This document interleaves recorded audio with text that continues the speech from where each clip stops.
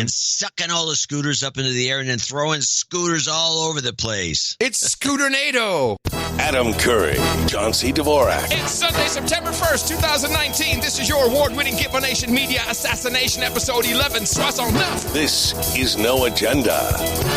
Experiencing the unexpected and broadcasting live from Opportunity Zone 33 on the frontier of Austin, Texas, capital of the Drone Star State. In the morning, everybody. I'm Adam Curry. And from northern Silicon Valley, where it's a beautiful day in the neighborhood. I'm still not going to see the movie. I'm John C. Dvorak. It's Crackpot and Buzzkill in the morning. It's Sunday. He's not inspired. That's great. And there goes the Zephyr. 1, 2, 3, 4, 5, 6, 7, 8, 9, 10. 10 cars. Oh, there you go. Thank you for that report. You're welcome. Yes. All right. Just in time. So we both got an experience upgrade with our Skype. Yeah. I just wanted to say one thing that I don't understand. After that huge upgrade just before the last show. Oh, the giant one. Yeah, the giant Windows upgrade. So now when I click on, if I open Outlook, which I use for email, any link that I click on, it does not open the browser, does not open this link. I get a dialog box that says, something unexpected went wrong with this URL. And it gives me the URL. And then says, the file or directory is corrupted and unreadable. What the hell is that? I have no idea. I got it. I've got one. What did you get? Okay, mine is, I looked it up too. This started happening after that big upgrade that you're talking about. Yeah. So so here's what I do. I've got one of my printer. I got Photoshop or IrfanView, whatever it is. I go to print, and it immediately prompts me to save the file instead of printing. Oh, really? And it's not like a PDF printer that's selected or something?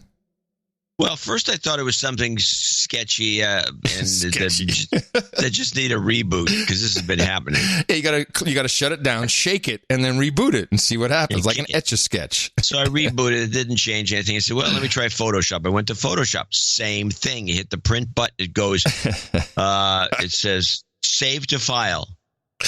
Okay, well, this is no good. It's You're not saving printing. your print spool, no doubt, or something I'm esoteric. thinking, well, and then I looked it up. Okay. Check this has been happening to a lot of people, but it's happened before. This note was from 2012. Trying to print a document, and the printer prompts to save the file instead of printing. It goes on and says, "Can somebody help?" And the help is bullcrap. There's no help as usual. All these online. No. When it comes to Windows, there's no help. I just recommend what we always recommend here on the show. Just jiggle the handle a little bit. So I said, well, this is probably, and one of the solutions was just reinstall the printer drivers. I said, God. So I don't want to do that. No. And now you use the printer sure a lot. You print a lot of stuff. I do. Checks, and so money. I wanted to make sure this was phenomenon that was just something to do with the printer. I rebooted it. Yeah. So I went to the browser and I said, let me just print a browser page. Yeah. Or let me take the document that I was going to print in IrfanView and just grab it and throw it onto the browser where it's now printable. Okay. So I hit the print button on the browser, printed fine. Huh. Great. Microsoft sucks! I get zero fucks! Jesus. Because Microsoft sucks! There you go. There's Fletcher. Exactly. It sucks. Anyway. That's so much for our tech news this morning. Very happy to bring that to you, everybody. That's right. Well, we had another shooting in Texas yesterday. Mass shooting. And what happened? I never saw this news. I was watching football. Yeah, well, it was big here, of course. Well, the report that came out first was 2 shooters, one in Odessa, one in Midland. Now, Midland is right to the west of Texas, and Odessa is down the road further to the west of Texas. So the first reports were, 30 shot, 2 different shooters, 2 different cities. Of course, this was not what it turned out to be. And I tuned into, what station was this? It was the Odessa television station. We know that one person... Now, these guys are in the mall. where there was no shooting, but they're in the mall. It's one of those setups where you have offices and et cetera. And radio stations used to have that, but I guess this TV station, people can look through the window and see the TV studio. We know that one person has been taken into custody. That's all we know. We don't know about also a not second true. person that may have also been involved. There are multiple scenes around town. A lot of people sending us videos of officers here and there. We're just seeing people we're running through the mall right now. There's something going on over here. We're not sure what's going We're on. not There are sure people what's- Jay, we running need through to- the mall. Jay, we probably need to go. Yeah. We can see this. Jay, we probably need to get off the air. Yeah. Let's go. What's wrong? So what happened here is, Get off the air. yeah, people started running past their windows, so they panic. You want to get them off the air? Okay, Yes. we're going to have to, there's something, people running through the mall. We're not sure why. Let's We need get to see going. what this is. Anyway, yeah. So panic everywhere. Now, 5 people did get killed, and we don't know very much about it other than, or at least as of this morning, it was one guy who was pulled over on the road between Midland and Odessa, traffic stop. He gets out, shoots the cop right away, and then drives to Odessa, just shooting people on the highway. And I don't know what weapon he was using. It seemed like if you're driving and shooting, a handgun might be easier, but he killed 5 people and wounded at least 20 others. While driving? Apparently, and then he stole a mail truck, and that's where they ultimately got him, and they got him in the mail truck, and they shot him dead.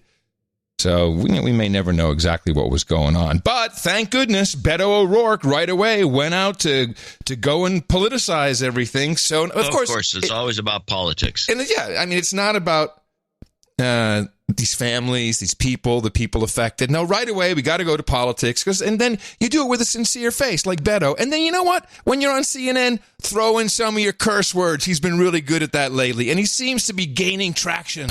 The rhetoric that we've used, the thoughts and prayers that you just referred to, it has done nothing to stop the epidemic of gun violence, to protect our kids, our families. I'm just going to stop. So people are now bitching and moaning. They've been doing this for a while and it's mainly Democrat Twitter yelling at Republican Twitter, and it goes something like this.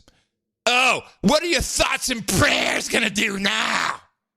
So they're all bitching about this thoughts and prayers. The very same people, when a celebrity dies, will say, R.I.P., love and light. So, it's kind of stupid. The epidemic of gun violence, to protect our kids, our families, our fellow Americans in public places, at a Walmart in El Paso where 22 were killed, in Sutherland Springs, in a church, 1 or 2 a day all over this country, 100 killed daily in the United States of America. We're averaging about 300 mass shootings a year.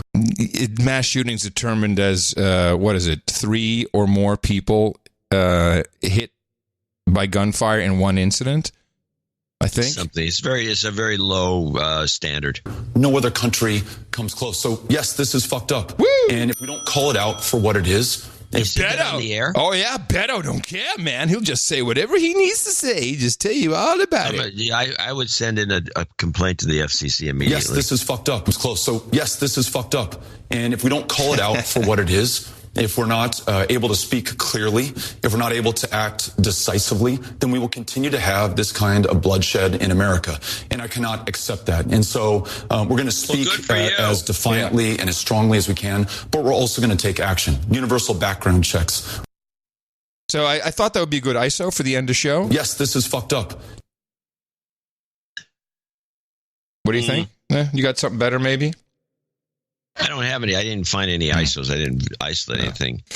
But I don't like it. Okay. It's been For two. I can give you 10 reasons, but I can give you 2 good ones. All One right. is Beto O'Rourke. Stop. 1 reason is enough. What is 2? I don't like the word. I don't like the term. No, the second one is it makes it sound like that it's a commentary on the show.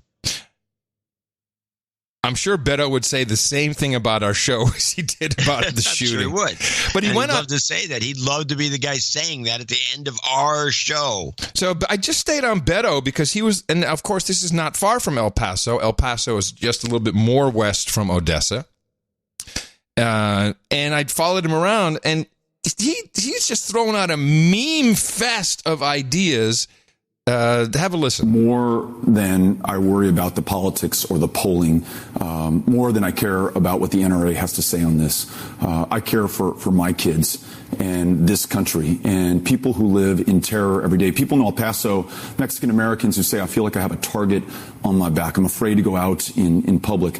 Kids who thinking about going to school tomorrow, having gone through active shooter drills, already know which bookcase they're going to pull down, which window they're going to jump out of. This is not right, and we should not accept it. And we should be honest with ourselves. Universal background checks will help. Ending the sales of weapons of war will help. Weapons of war. This is weapons of war. Yeah, he's adding selling this in. nukes. But if millions of them remain on the streets, they will still be instruments of terror. Instruments of terror, weapons of war, instruments of terror. He should have said tools of terror. That terrify and terrorize us. And terrorize, instruments of terror. And take our lives. But what about... I'm not going to accept that. Oh, but what about the kind of real world? Why is he not going to accept? We should not accept it. What does it got to do? What is he, the egomaniac? No, El Paso is his town that got shot up, a couple weeks ago. Yeah, well, then why don't you talk about the town? He's talking about him. Well, it's better. He's better. Old dynamic that USA Today, the editorial board, is putting in there that if you go too far, that it'll kill the whole thing. This is about the gun buyback, that he wants to do a mandatory gun buyback, and which, of course, is the definition of infringing and creating a law about the right to bear arms. Today, the editorial board is putting in there that if you go too far, that it'll kill the whole thing. This triangulation, calculation, poll testing every move, that's what got us here in the first place. I listened to those students from Parkland, Florida, March for Our Lives. It came out with a bold plan for peace that talks about many of the measures I just described, a national gun registry, licensing for every American who owns a firearm. Use that gun for self-protection, to hunt, to collect, to shoot at target practice, but you don't need an AR-15, an AK-47. Yeah, I got a question. I keep hearing AR-15. We all know what that is. It's a semi-automatic rifle that looks very scary. The AK-40, not necessarily. I want to focus on the AK-47. This is thrown about very easily. I don't believe these are actual fully automatic AK-47s floating around in the country. Am I wrong about this? I don't know of anyone who has a fully automatic AK-47. Well, I don't know anyone who has an AR-7 or AR-15 that's fully automatic either. No, but I'm just saying that when you say AK-47, that is the classic Kalashnikov. It's a very simple gun, and it does single shot or automatic. And they just throw that out next to AR-15. But I don't. Is there a market in the U.S.? I never got the implication that it was a machine gun. Well, so my question is there a separate line of AK-47s that are single shot only? And I don't believe that exists. I think an AK-47 is an AK-47, which can be used fully automatic. Anyway, I have no idea. Someone will get back. I don't believe that to be true because it's illegal to have an automatic. It's hugely illegal. That is a weapon of war designed to kill people as efficiently, as effectively, in as great a number as possible. That high impact, high velocity round, it distributes its entire kinetic energy in your body and destroys your insides. We talked to the surgeons who treated the victims in El Paso. Many of them had been on the battlefields in Iraq and Afghanistan. They said these are wounds of war. Oh, man, he likes the alliteration, doesn't he? Weapons of war, tools of terrorism, wounds of war. Now, this is all horrible. He's desperate. No, it's horrible, of course. But I just want to say something to people who listen to our show to get kind of highlights and not be drowning under the dreck that is shoveled on top of you by the mainstream. While horrible and while crap and a super day wrecker, there's probably 5 other people that died in these 2 towns on the same day from for other reasons. And what happens is I pulled up the statistics, 1990 to 2017 of violent crime in the United States. And I know this is an argument that's used all the time, but I just want to add something to it. So in 1990, we were looking at 729 violent crimes per 100,000 people in the United States. And that graph, that goes down to 2017, where we're at 382.9 violent crimes per 100,000 people. And the graph is it's like looking at the climate gate graph in reverse. But what's happened since 1990, or really since 1995, let's give it a fair number, is our access to media has skyrocketed, and the channels that stuff is coming in, it's just everywhere. And what gets focused on is the stuff that scares us. And you know, I think that there was a lot more violent crime going on decades ago, but you didn't hear about it, or you didn't hear about it quickly. There wasn't such an onslaught, and it really is messing up our brains. Even I have, you know, this is a couple mass shootings in Texas, not that far away. So you start to think, and, you know, kids start to think, well, when is it my turn? When I'm just going to be in the wrong place at the wrong time? We're being terrorized, and it's really, I think it's probably, look, getting a 223 shot at you is not healthy, but this is also a slow death for people. It's very, very unhealthy. And I don't know what to do about it, but I just wanted to say we need to put this into perspective, because that's all they focus on is these types of deaths. There's all kinds of things that happen. Bad stuff happens to good people every single day. But we just terrorize everybody, terrorize the kids, terrorize everybody. That's all that they seem to love. Yeah, they do. And I think it's mass shootings, air accidents, these kinds of things. You know, they always made the news. But for instance, did you hear about 10 teenagers shot at an Alabama high school football game yesterday? No, of course not. First of all, black, so it doesn't count. Oh, sorry, you're black. We can't, unless it was a white guy shooting you. No. So they don't even focus on that. Well, it's like, I've said this since day one of this show. People moan and groan about all these shootings. They never even talk about Oakland, which is one of the shooting capitals. Yeah. People are getting shot all the time. But it's terrorism. The true tool of terrorism is the M5M. The mainstream media is the tool of terrorism. It's terrorizing our own people. It's yeah. Now there is something if new. It's red. What is it? If it leads, it bleeds. Is what you're looking for. It bleeds. Yeah, there's something like that. If it bleeds, it leads. Yeah, there we go. As in the lead. So, but now there's a new term that has popped up, which I heard in conjunction with the big town hall in Austin regarding the homelessness situation, the unhoused. And the term is behavioral health. So we have mental health and we have behavioral health. Have you heard of this? What's the difference? Well, okay, I can actually, I got an actual answer to that. The article I have here from Alvernia University, behavioral health versus mental health. What's the difference? So behavioral health describes the connection between behaviors and the health and well-being of the body, mind, and spirit. This would include Is this summarize I should be exercising more? Is that what we're talking about here? I'm not sure. This would include how behaviors like eating habits, drinking, or exercising impact physical or mental health. However, during the 70s and 80s, behavioral health almost entirely referred to behaviors that prevent illness or that promote health. Later, the term began to include behaviors that help people manage disease. Most recently, behavioral health incorporated mental health. So I'm not quite, that doesn't really explain anything to me, but say the least. Yeah.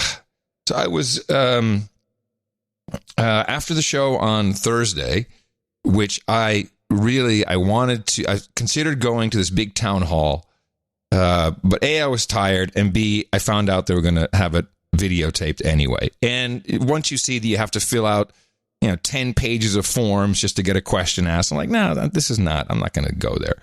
So I watched all 2 hours. What a shit show.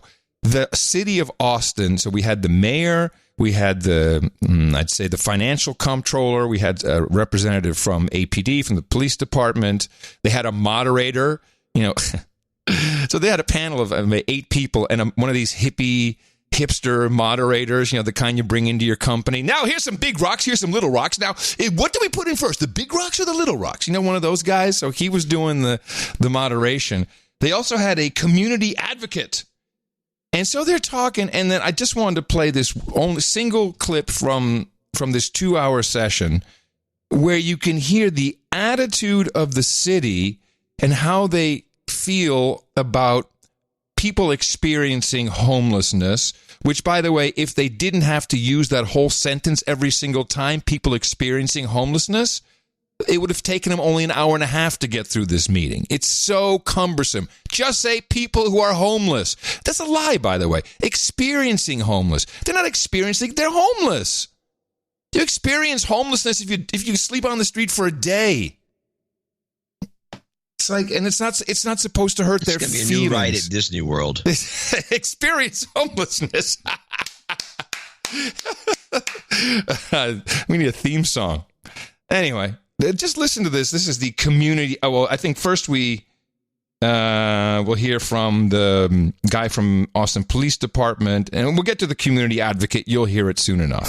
So, Chris, you're a community advocate. You work directly with homeless. Why do you care about this issue? Oh, God. Because homelessness shouldn't exist.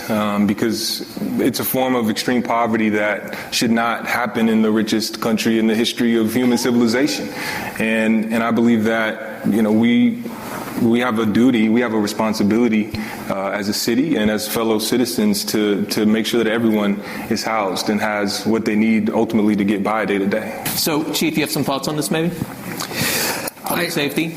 I want to just reinforce the importance of calling us when you see that suspicious behavior, because although we may not be able to take any specific action in that instance, we are a data-driven department. We do collect data on where things are occurring, where crimes are occurring. Yeah, this is a quick interruption there. Before all this started, they were asking about has there been an increase in crime since the city ordinance was lifted and you can camp anywhere except for in front of City Hall, of course. And the guy from the police department was saying, well, we don't have any data to show that. But what he meant was, we actually don't have any data. We have no data. They have zero data on these past 6 weeks. But that got reported here in Austin as no proof. One of those deals. It's really despicable what they're doing. I love it. Public safety. I want to just reinforce the importance of calling us when you see that suspicious behavior, because although we may not be able to take any specific action in that instance, we are a data-driven department. We do collect data on where things are occurring, where crimes are occurring, when it's occurring, and that's how we deploy our officers based on both time and location. So it's important to note when these things are happening. Matt, you want to say something? Yeah, I also just want to make sure that we really start to identify what criminal activity means and what it is. People just being in a place because they have nowhere else to be is not a crime. So I think really starting to focus. Too many people at my own house. So what the lady is screaming here is, if I have too many people at my house, it's against the law. It's considered a party and I have to break it up. But okay, it's all right. These people can do whatever they want. This is the public versus the people running the city on stage. Being in a place because they have nowhere else to be is not a crime. Oh, yes. So I think really starting to focus. Too many people at my own house. Really starting to focus Ignore on, no one's up here advocating for people to be able to assault other folks or be able to be aggressive in nature. We wouldn't. Now wait for the community advocate. We wouldn't expect that from our community, from our house community. So we don't expect it from people experiencing homelessness. So we just have to really be able to identify what it is that we're talking about when we discuss criminal activity. If something looks like criminal activity, that's not necessarily mean that it is criminal activity. Sure. It's just people living. So now, hey, they're doing heroin. That's not criminal? Nah, shut up, you in the audience. All right, let's let our panelists finish. Chris, I want to push back a little bit on the question as well, because the people that are camping in your neighborhoods are your neighbors too. Oh, okay. They live in your neighborhood. They're my neighbors. Oh yeah, my neighbors.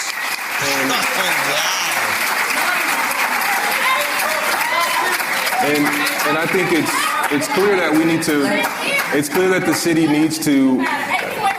it's clear that the city needs to provide additional resources to help limit the impacts on housed neighbors of camping, which also is going to really help people that are camping currently to live in more sanitary conditions. Do you notice a trend here? You're not homeless.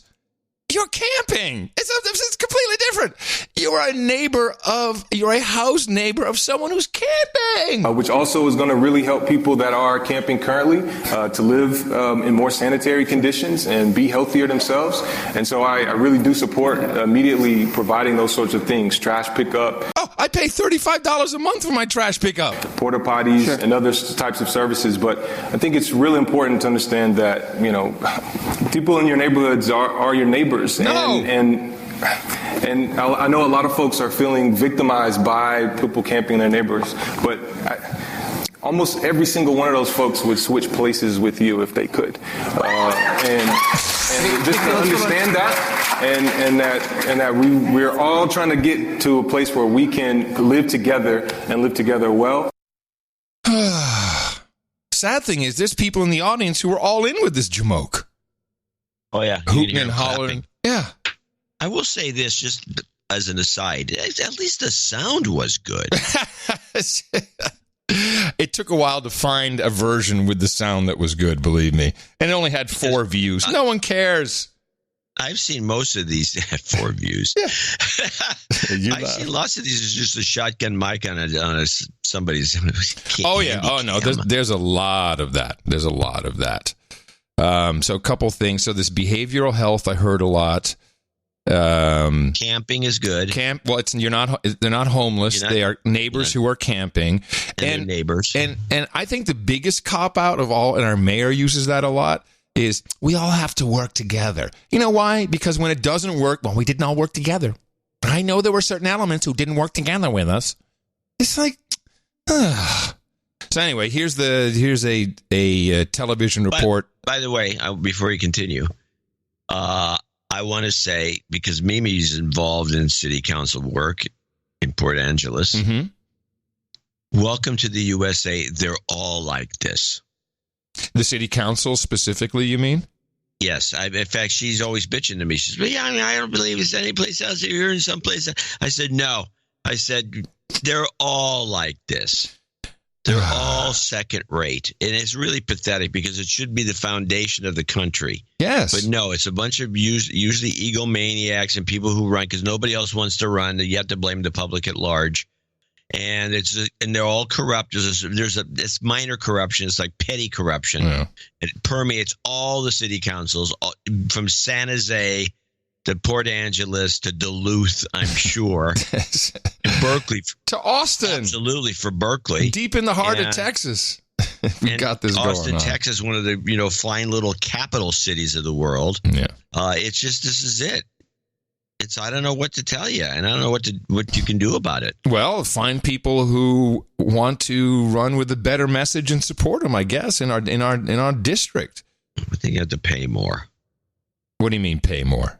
They don't pay enough money for these people. $76,000. No, $76,000 every council member is paid. That's not it. Most places it's next to nothing.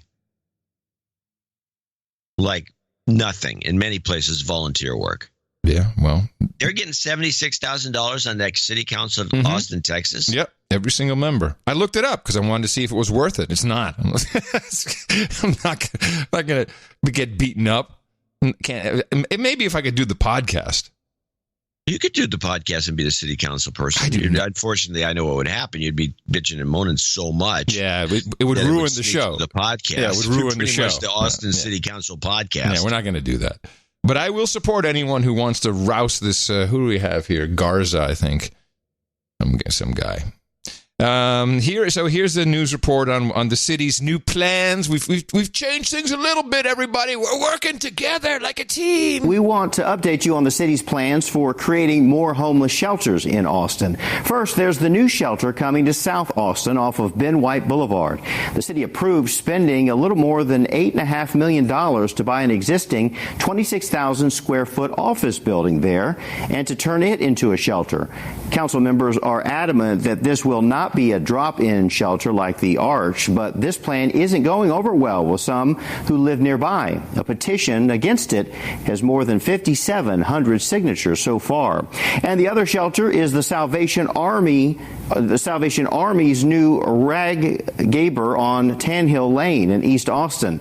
It's meant to house families with children, and even though there was a ribbon-cutting ceremony for it in June, no one's living there now. The Salvation Army still needs money and an occupancy certificate from the city before people can move in. City leaders have long said the way to fix homelessness is to address affordable housing needs. Most recently, the city approved buying 300 new affordable homes, and specifically 140 of those will be for people who are homeless, have disabilities, or have other critical needs. Now, I understand when you're talking about a pipeline of homelessness and people who actually just fall off the edge because of a medical situation or something else. And it can happen. Shoot, it could happen to me quite easily. Although of course I married the keeper, so, I'll be okay. But for years, I made it. For years, living on the edge, it's like, well, what will the donations be? Who knows? You miss 2 shows and if you're deplatformed or something like that, and then it becomes a problem. I understand that, and I think there's probably a good reason to have some temporary housing for people and families to help them catch up so they can figure it out. But we're talking people who've been homeless, unhoused, experiencing it for 8 years, 9 years, 12 years. They live effectively outdoors, and now they're all just coming into the city. Hey, we can camp there. Why not? It's a lot closer to everything. It's where I can get drugs if I want them. And, I don't know, it's very, very sad. And before you know it, we'll be like Philadelphia. Help is on the way to deal with the hepatitis A outbreak. It began with the health department declaring a public emergency. The emergency declaration is really to call the healthcare community to partner with us rapidly to administer a vaccine to as many of these folks at risk as we can as soon as possible to quell this outbreak. Since January, 154 people were diagnosed with hepatitis A. Compare that to 21 cases in all of 2018. Officials want to vaccinate those most at risk, drug users and people who are homeless. Vaccinate them against hepatitis A and protect them from getting this so that we can stop this outbreak. In addition to the pop-up clinics like this one this week in Kensington's McPherson Park, the city will install hand-washing stations in the next couple of weeks to help contain this contagious virus. The city also intends to provide public toilets and public facilities. A great idea to keep us safe and keep our health and bodies clean. I'm glad they're doing something about it because it has slowed down. And the city says this emergency will stay intact until the commissioner believes that it is contained. A madman shooter is one thing, and it's definitely something to be afraid of. But this really scares me. And this is what we were predicting in San Francisco. They'll just be floating around everywhere. Now it seems to be happening in Philadelphia. Well, there's hepatitis A. There is cholera. There's a number of other ailments that all come from transference via poop. Mm-hmm. And you have in Texas, I'd be more concerned there than anywhere, mainly because it's when the poop dries out and then becomes dust. Yeah, all we are is dust in the air. wind. People breathe it, and you're breathing poop that's contaminated, probably, or maybe not. And the next thing you know, you have a real problem on your hands, and there's nothing you're going to do about it overnight. What does hepatitis A do to you, actually? What blows out your liver? Oh, well, I might need that. What do you mean you might need that? I might need my liver. I don't want to. Well, you need up. your liver. Yeah, it's kind of handy. Now, can you? Because there's a vaccination against it. Apparently, is there a cure, or is it bed rest and fluids? It's chronic. You just have to. Oh, you don't get rid of it? No, I don't think so. Oh, jeez. So on that upbeat note, how you doing? you got anything? Because that's everything from Texas today. We're shooting people. We've got people camping. It's beautiful. Well, it looks like the Pac-12 still sucks. Pac-12? Anybody else needs to know that little piece of tidbit information? What's Pac-12? Yeah, never mind. It's the football league out here. Oh, okay. College football began. Okay. Well, there's some other. I got some clips from some interesting things. We might as well at least get the Hong Kong update out of the way because there's a new twist I thought was very creative. Because as you know, in Hong Kong during these riots, the Hong Kong they got the umbrellas out there so things bounce off the umbrellas. Yeah, They put a cone on top of the gas canisters and then pour water on it. There's a bunch of things going on, but this little new one has got this little. I like this. Authorities banned today's march, but tens of thousands of demonstrators gathered at government headquarters. The protesters armed themselves with makeshift weapons and shields as they confronted police who fired blue-tinted water from cannons to mark the protesters. This weekend marks the 13th week of unrest and falls on the 5-year anniversary of a decision by China to limit democracy in the semi-autonomous territory. That announcement launched a 79-day occupation of Hong Kong's streets by pro-democracy demonstrators known as the Umbrella Movement. Why did they choose blue? Wouldn't you want something bright yellow or bright pink? Wouldn't you want something good? I don't know what you would want. You have your spring Asians who have brown skin, and you want something to show up on the brown skin. Maybe the blue dye works. I don't know, but I thought the idea of shooting dye at people, because this is what those dye packs do to bank robbers. Yes. You know, you put to the dumb bank robbers, they put a bunch of money in a bag and they put a dye pack in there, and then it explodes all over them, and it throws dye all over the money. I had one of those bills once, by the way. I mean, you still cash them in, but it throws dye all over the money, and then it throws dye all over you, and it's just stuff that doesn't come off for a month. They do that with clothing tags as well now. They also have dye bombs. No, I didn't know that. Yeah, you know the things that they unclip before you leave the store? Yeah, so if you try to hammer it yourself, it won't... it'll hammer on you, basically. Uh-huh. And it also ruins the garment so it can't be returned for cash, which is really the scam, which is what most people want to do. They want to take it and they want to return it. I'll bet there's a very high percentage of women in the United States who frequently go to a store, buy an outfit, wear it for the evening, keep the tag on, and return it. Are you kidding? It's almost every woman. I've worked with all the broadcasting people I've ever worked with in the Bay Area. All of them do that. All of them, not one or two. There used to be a place across from Mevio that was up on the other side of the street, up and over. It was on the corner. It was some fancy, dancy place. And everybody would go over there and they'd grab a garment. They have tape. They tape up the little tags and they wear it on the air. And they could have expensed it. What's their problem? I thought they could have expensed it. Nobody expenses clothes. You either have a It was my company. I would have signed off on it. No, you wouldn't. What do you mean? If you were signing, believe me, if you were signing off on clothes, you'd be broke. I didn't know this was. That's how dishonest. Yeah, they go over there. Well, do men do this? Men don't do this. The store was aware of this. Men don't do this. No, men don't do this. We don't care. But all the women do. And they get a little piece of tape. They tag the thing up and they go and they do a thing on the air. I know we had this at Tech TV, and we had a lot of women, and they all did it one time. They didn't do it as much as they did at Mevio, but they did it one time or another. They all did it, all of them. And they would go and they just say, "Oh, that's really nice. Yeah, I got it. So I think I'm probably going to take it back, but I was going to keep it." And they taking stuff back is very common with a lot of women, especially the ones that work in broadcasting. And it's not like a scandal. Oh, well, I just kind of noticed this. Like, wow, they're doing a lot of this, aren't they? Yeah. Interesting. Well, this morning, just getting back to Hong Kong, there was more chaos. This is a report I just picked up from this morning, just to give us the most recent news. Hundreds of protesters gathered outside Hong Kong's international airport on Sunday as pro-democracy rallies showed no signs of abating. The demonstrators are determined to carry on their campaign despite increasingly violent confrontations with police and warnings from Beijing. Dangerous. Everyone who's out here today is prepared to be arrested. But dangerous isn't an excuse. We shouldn't ignore what's happening because because we think it's dangerous and let Hong Kong fall. By disrupting air and train services, the protesters once again focused international attention on their actions. Police said the gathering was illegal and warned of a dispersal operation.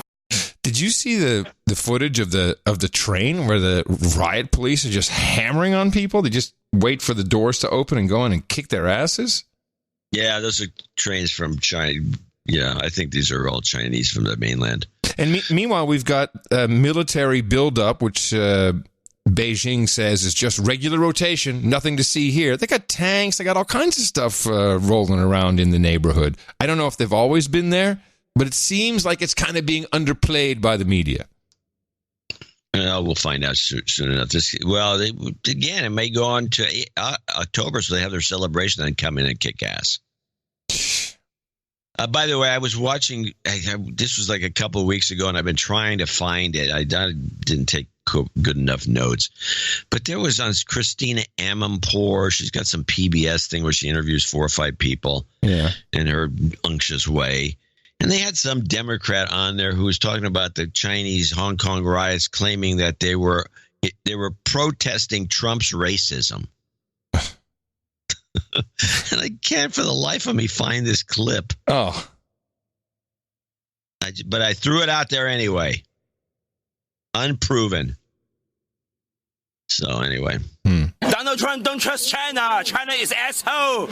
Where are my shirts? I want my T-shirt. China is asshole.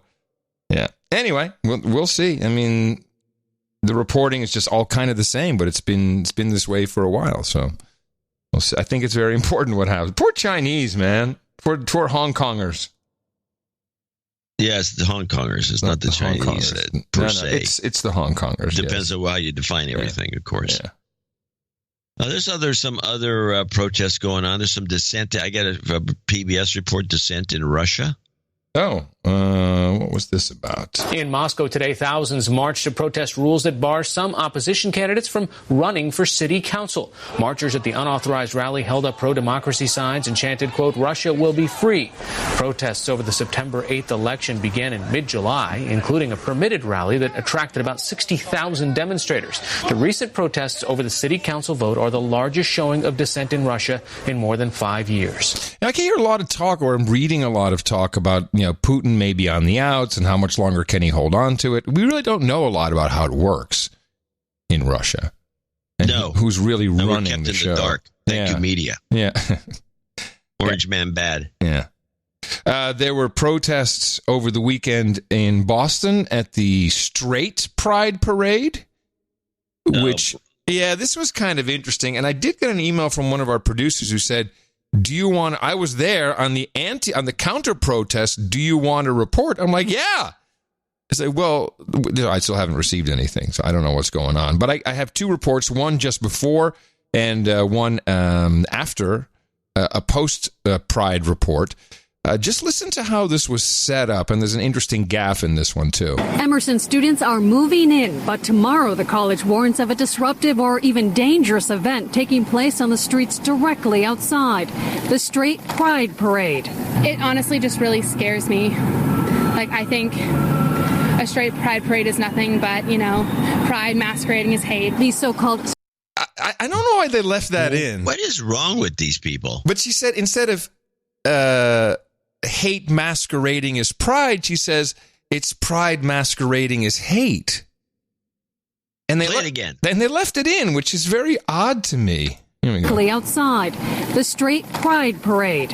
It honestly just really scares me. I think a Straight Pride Parade is nothing but, pride masquerading as hate. What is that about? I think it was just a foul up. I kind of misheard it the first time I heard it. That's why I had to play it again. I think they were just rushing the report out in the edit room, and they just let that one go by, and nobody picked it up at any level. Yeah, which is really that concerns me more than anything. You got an anchor reading it, you got somebody editing it, you got a guy in the control room, and nobody picks this up. Yeah. You do? Yeah. I think the guy who smokes weed every day picks it up. a straight pride parade is nothing but, pride masquerading as hate. The so-called straight pride parade is in response to gay pride events. John Hugo is one of the organizers. Celebrating our own sexual agenda and traditional American values. They don't deserve our attention. Arlene Isaacson co-chairs the Massachusetts Gay and Lesbian Political Caucus. She stresses straight people have not been marginalized throughout history for their sexuality. So it's silly to say that they need a straight pride parade when, candidly, straight pride takes place 365 days a year. Now, and there is exactly the problem. And I understand that what these people are trying to organize is provocative, and I understand it's kind of like, hey, straight lives matter too. It can't just be all about the small marginalized groups. But of course, it's being interpreted as like you're Nazis. Of course. It's crazy. The parade begins at Copley Square and ends at City Hall with speakers. Organizers have a 4-hour permit starting at noon.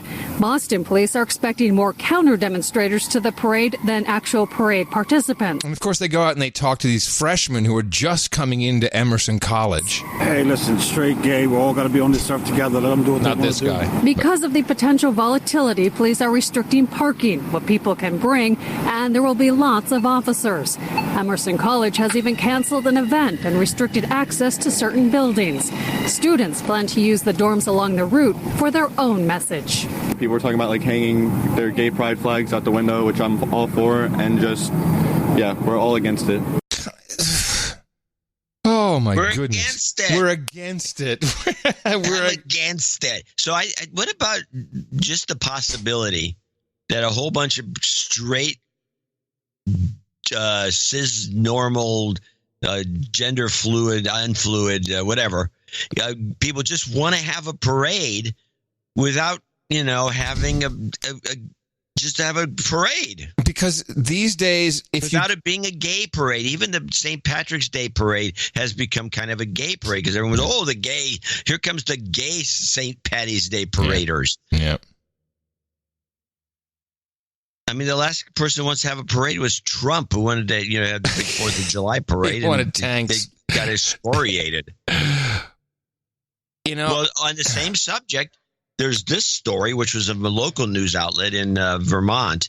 This is the crazy University of Vermont hate stickers story, which is permeating the East Coast along with the straight parade stuff. Well, and to me, this is the most.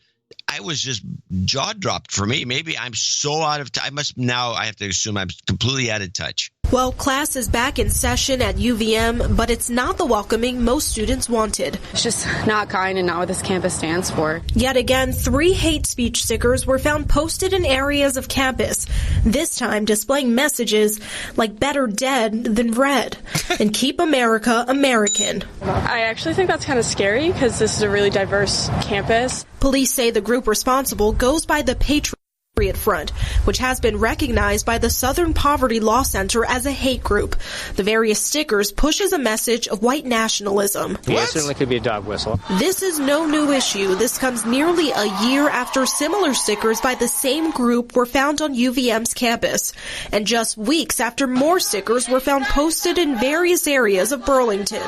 UVM now working with Burlington police and in contact with the FBI. But for students, this isn't the start to the semester they were anticipating. I don't think any of the faculty appreciate it. I don't think the majority of the student body appreciate it. UVM police hoping this will be the last of a group looking to cause division. We're concerned about a group like that being involved here and its impact on our community. Wait a minute. So the only thing I heard there was one of the stickers said, "Better dead than red," and that was the only one they mentioned. Was there anything else? No, the other one. No, there was 2 of them they mentioned. What was the other? One of them was "Better dead than red," which is really scary. Yeah, especially since it's from the 60s. One, according to the girl. And the other one is "America for Americans." Woo! That's scary. Scary. They're grounded in hate. Although I don't like the name. Anything front, you're just a dick. You're gonna name your group. The guys doing Patriot Front. But the stickers themselves, and we don't. And there's no proof of anyone. They didn't catch anybody putting the sticker up. Could be a bunch of frat boys. For all we know. We've ruined our children. Now here's the "Better dead than red" is an old from the 60s. From the 60s. It's 60s commentary. It's 50s and 60s. Yeah. Actually, I think it came out of the 50s. which was a sticker, it was a bumper sticker because it was like an anti-communist bumper sticker. Yeah. But no, anti-communism is now scary. Terrorism. And the other one, America for Americans, is not a terrorism. New comment. It's terrorism. Shut up. Scary. So what is wrong with these kids? Well, let's listen to the post-Pride Straight Pride parade, and most of these kids were arrested for rowdiness. Welcome to the first annual Boston Straight Pride Parade. Waving American flags and dressed in all types of costumes, more than 100 people took part in the Straight Pride Parade in Boston. USA! USA! The participants, most of them Trump supporters, marched from Copley Square to City Hall, voicing their strong views on traditional American values. I don't know. I don't know if they interviewed all 100 of people, but most of them Trump supporters. This is what we're doing now. The media is connecting Trump supporters to straight people to Nazis. And it's really it's just well, you left out you left out way too many intermediate steps. It may be in the rest of the report. Our beliefs are that God made one man and one woman, and they get together and procreate. I can't sit down in my house no more and be quiet. That I need to stand up for my godly values. The parade was met with even louder protesters from the LGBTQ community and Antifa.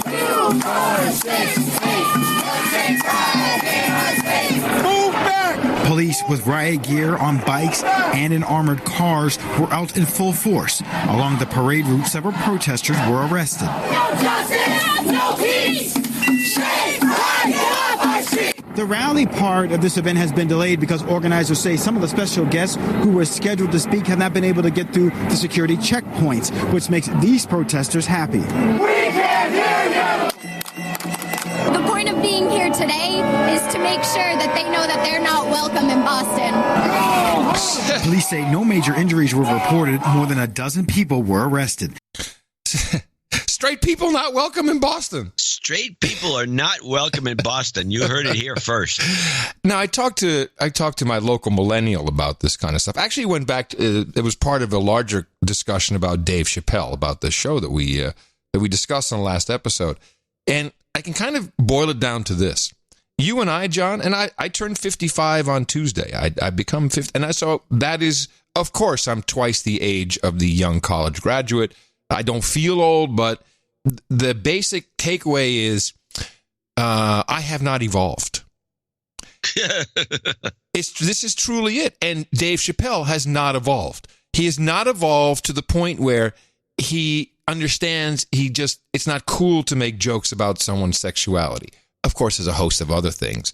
But it's something about your thinking, mine, is not evolved. And therefore, only an unevolved person like you, which usually is then described as an age issue. It's ageism. It's always ageism. And you're a little bit older than me, but for me, it's very difficult right now where on one hand, I have to admit, I don't really know what's at the top of the Billboard chart. I don't recognize half of the people I saw on the Video Music Awards. Of course, I'm also doing other things. I'm not in that business like I used to be, but I don't. Yeah, and when you're in the business, it behooves you to know all that stuff. Yeah. Yes. And if you're not in that business, why would you know all that stuff? Right. But this is the complaint. You're not evolved in your thinking. So I'm not keeping up with evolution, and otherwise I would never even think a joke like that was funny. And this is more of this evolved thinking. And if you were keeping up, yeah. If you were evolving, then you'd know how scary it is to see a little sticker among 3 stickers on a campus that says better dead than red. So there's a couple other things that's evolution. A couple other items in kind of news that pertain to this. Eric McCormick, who I like as an actor, he's Will on Will and Grace. I've always liked that show. Actively called for a blacklist of supporters of President Donald Trump in response to a Hollywood Reporter story about the Beverly Hills fundraiser the president's going to be attending next week. And here's his tweet. Hey, Hollywood Reporter, kindly report on everyone attending this event so the rest of us can be clear about who we don't want to work with. Yeah. Is that the evolved thinking? Is that the evolved thinking? It's a version of the McCarthy era where they had blacklists and numerous writers in Hollywood. In Hollywood. This is Hollywood turning on itself. Like once again, only now it's over Trump. It's unreal. Then it was over the Russians. It had nothing to do with this country. Well, but Trump's a Russian agent, so it's the same thing, basically. Well, there's that. Meanwhile, the new Dior ad had to be pulled because they clearly are not evolved, and they put Johnny Depp. It's a good ad, actually, although Depp is kind of weird, and he's promoting Sauvage, the new parfum from Dior. But the commercial is him out, like in a Western landscape. He's got his black guitar. He's out there playing guitar. He looks all kind of rowdy and rough. Power from? Where's the power cord to that guitar that lets it play like that? Yeah, he can do that. But in the background, there's an American Indian, in full headdress, twirling around, and that, of course, is cultural appropriation. So they had to pull that. I can't believe they're not evolved on this stuff. So stupid. Who is evolved is Calvin Klein, though. Calvin Klein is really trying to relaunch and reinvent its brand with plus-size models. I speak my truth in my hashtag Calvins. There's been pretty big plus models they're showing in these ads. So they've literally gone from Kate Moss looking anorexic, remember, to Marky Mark. Remember Mark Wahlberg? He did the Calvin Kleins, and now it's big plus-size models, and which is fine by me. But okay, that's also changed though. What is considered to be a beautiful womanly shape has changed. These days, women that I have met and interacted with, which seems like kind of a standard, really want to look like Kim Kardashian. They want the skinny waist, the humongous butt, and the breasts to and I'm not evolved. No. So to be evolved, you have to be a Kardashian fan. That's basically it. And yeah, that's involved. There you go. So these people are so kind of tied up in media and mass. Yeah, you're right. How sad is it? Mass marketing and everything else that they're so proud of not being able to be influenced by because we're immune to advertising. The millennials, that's one of their mottos. Yeah, sure they are. They're so immune, but meanwhile they want big giant butts out of the blue.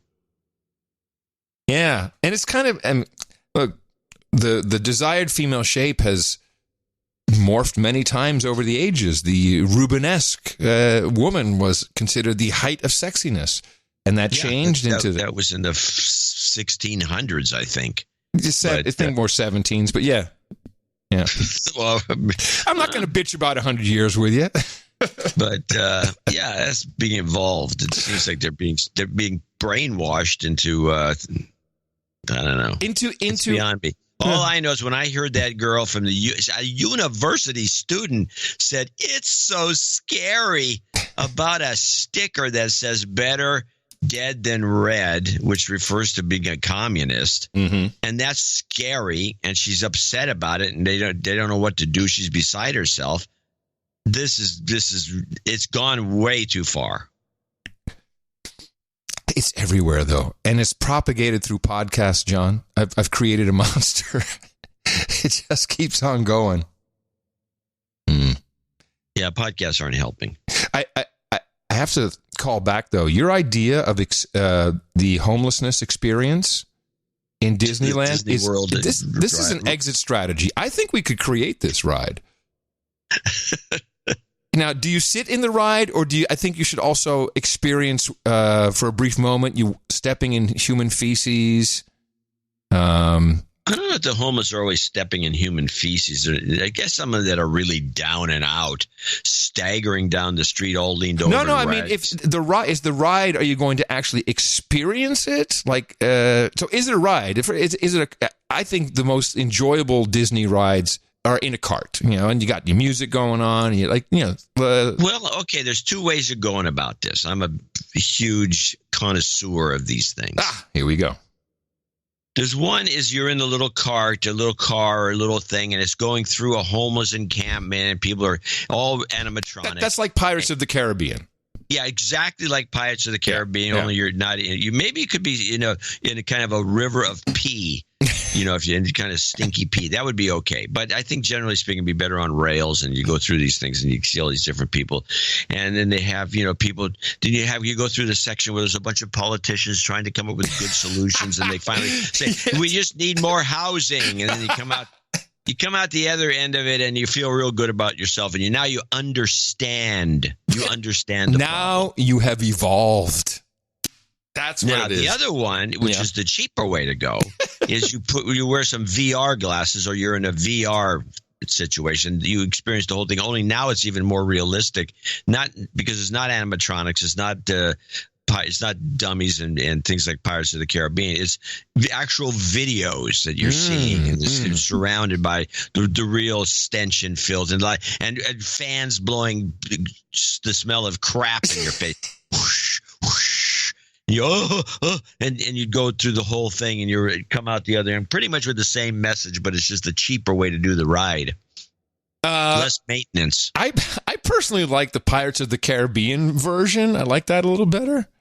I think it's more fun. I always like those rides better than the ones that are because you go through City Hall where the council members are all sitting there pontificating.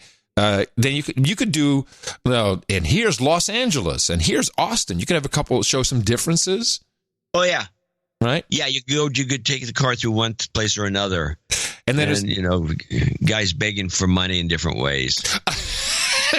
Along the ride, people keep coming up to your cart asking for money. God. We're going to hell for this. But I am actively working on this problem in Austin. I'm meeting the CEO of Community First Village, not next month, Monday after next, and I'm going to interview him. Maybe we'll pull something out for the show. So he's doing something that's working. So I'm interested in that. We can incorporate him into the ride. Yeah, I'll pitch him. And with that, it's time for me to thank you for your courage and say in the morning to you, the man who put the C in the commie red, John C. Dvorak. Well, in the morning to you, Mr. Adam Curry. Also in the morning to feet on the ground, feet in the air, subs in the water, dames and knights out there. And in the morning to the trolls in the troll room, which you can find at noagendastream.com. Now, this is an interesting place because it's not just where you can listen to us stream live and troll me in real time in the chat room, which we affectionately call the troll room. There's many shows right after our show is done. People discover shows this way. They'll stick around, listen to what's coming up next, and then before you know it, you're kind of listening all the time. So you can drop into this noagendastream.com 24 hours a day, sample a new show, listen to it, interact with people, and then obviously you can subscribe to them or keep listening. It is a fun place to be, certainly if you live under a bridge. And I'd also like to say in the morning to the artist who brought us the artwork for episode 1168. He's no secret to you. He's Darren O'Neill. Is this a hat trick for Darren? Has he done it again? Is it now 3 in a row? It's possible. It's likely. He brought us a great takeoff of the 18 to 8. This is the let kids, Scandinavian kids vote at 8 years old. So he had these, I don't know, it was really good. It was We Can Emote, Let Us Vote, and they had all these kids, and he dressed them up in, was it Che Guevara t-shirts? Yeah, Che Guevara t-shirts, little small size, tot size Che Guevara t-shirts. It was really quite disturbing, but a beautiful piece. It was disturbing. Let me see. Did he have 3 in a row? Let me see. Who did 66? Oops. Hold on. I have a feeling he had 3 in a row, didn't he? No, Mike Riley had... okay, so he's had 2 in a row. He could go for the hat trick for today. The title of the show was... He's listening. He might be on... today is a holiday weekend. There's a lot of people aren't... In the United States, yes, this is true. Well, our 80% of our audience is in the United States. Yeah, but I like to talk to like I'm talking to the whole world. We are talking to the whole world. I'm just saying we have a lot of people in the United States. So when the numbers go down, it's because of the United States more than it is any place else. Well, Europe should be stepping it up. Yeah, we wish. Well, this is highly appreciated from Darren. He's always doing work for us, one place or the other. If he's not doing pre-streams, he's working with Void Zero on the back end with Bemrose. God knows, these guys do all kinds of stuff. He also, I think he did the pre-show for today's program, actually. And it's part of our value for value system. You know, you can help us out a lot. Just provide some value. This is a great way. I mean, we love the artwork. We love, jingles, all kinds of things that people contribute.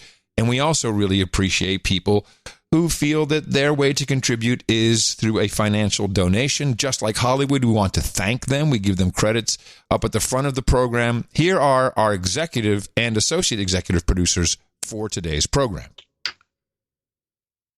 Hello? Yes?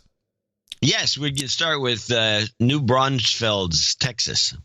Will be where the place begins, where it all begins. It all begins in New Braunfels, Texas, which makes a great barbecue.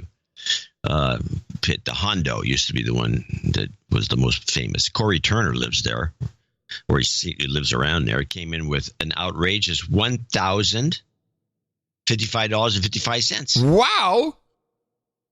Wow. Wow. What does the number signify and what is it? $1,000 for the show, $55.55 for Adam's B-Day. Oh, man, that's fantastic. And it's also for your birthday, but how nice. That B-Day needs to be cleaned up, apparently. Please knight me as Sir Corey, Knight of the Comal River. De-douche me? Oh, hold on. Let me get some de-douching ready for you. A good helping of it. You've been de-douched. I need some health karma for his recent kidney transplant and a dealer's choice for Adam's birthday. Wow. Another wow. Well, let us know how what's the story? Is it just one kidney? Did you get the kidney from a friend? Usually don't have two kidneys. What? But, okay. Wait, you can't have two kidney transplants? No, you have to. I've never heard anyone having two kidneys transplanted. I want to know where he got the one from. Kind of greedy. What? I want to know where he got the new one from. Can I have your two kidneys? I know people who have donated their kidney to a good friend. I mean, those are beautiful stories. Yeah, but you've not donated both of them. Well, no, you should try and find multiple friends if you need that. Okay, dealer's choice then. Happy birthday to you. It's my own choice. Happy birthday to you. Happy birthday, dear Podfather. Happy birthday to you. Happy birthday, Adam. Thank you for your courage and such. Chris Wilson is a phenom. A phenom he is. So since it was a birthday gift, $55.55 and the $1,000. Here, though, is your big-ass health karma with a goat twist. You've got karma.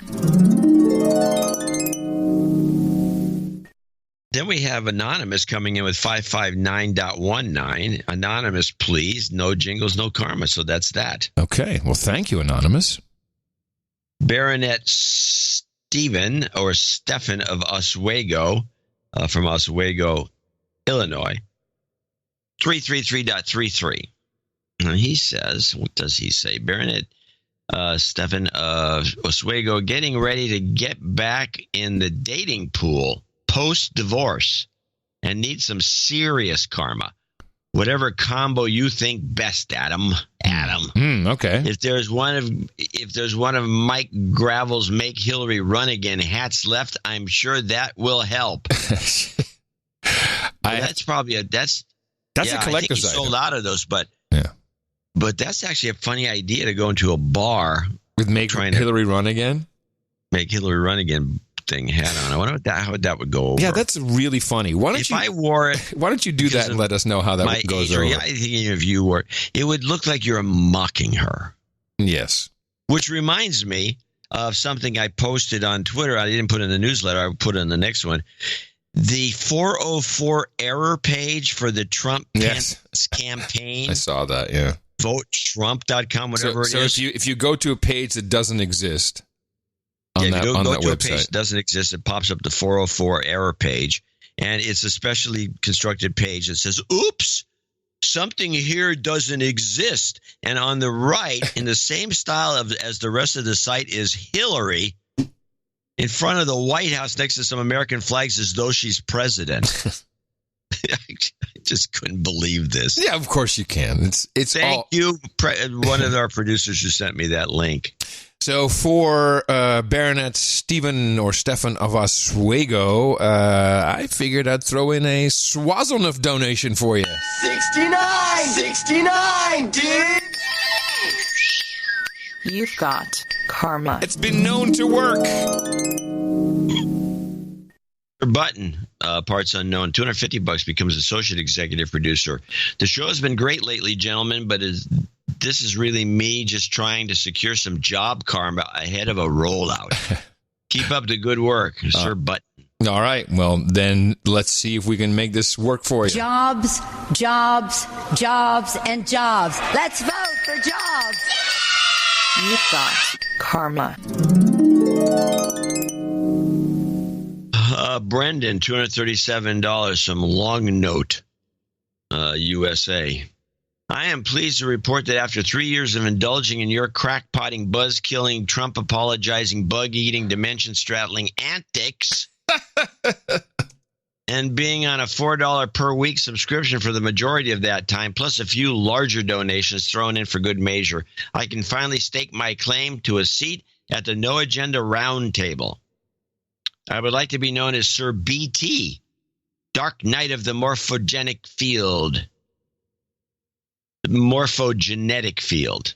Dark Knight of the Morphogenetic Field. Is that on there? I think it is. I believe so. I think I saw that come in earlier today. Yeah. The first thing I'd like to ask for is a major shot of mental health karma for my twin brother, Patrick. He has a rare disorder called HPPD, hallucinogen persisting perception disorder.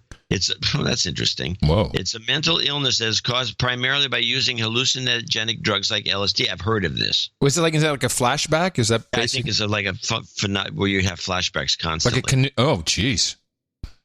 The symptoms are pretty straightforward, constantly experiencing visual distortions and patterns similar to the kind you would experience while on LSD, long after you stop using the drug. It can cause an unbelievably painful chronic head pressure, which is far worse than any migraine, according to my brother. He's a twin. Unfortunately, this condition has led to my brother being hospitalized twice in the last 6 months. There are medications that can mute the symptoms, but there is no known cure.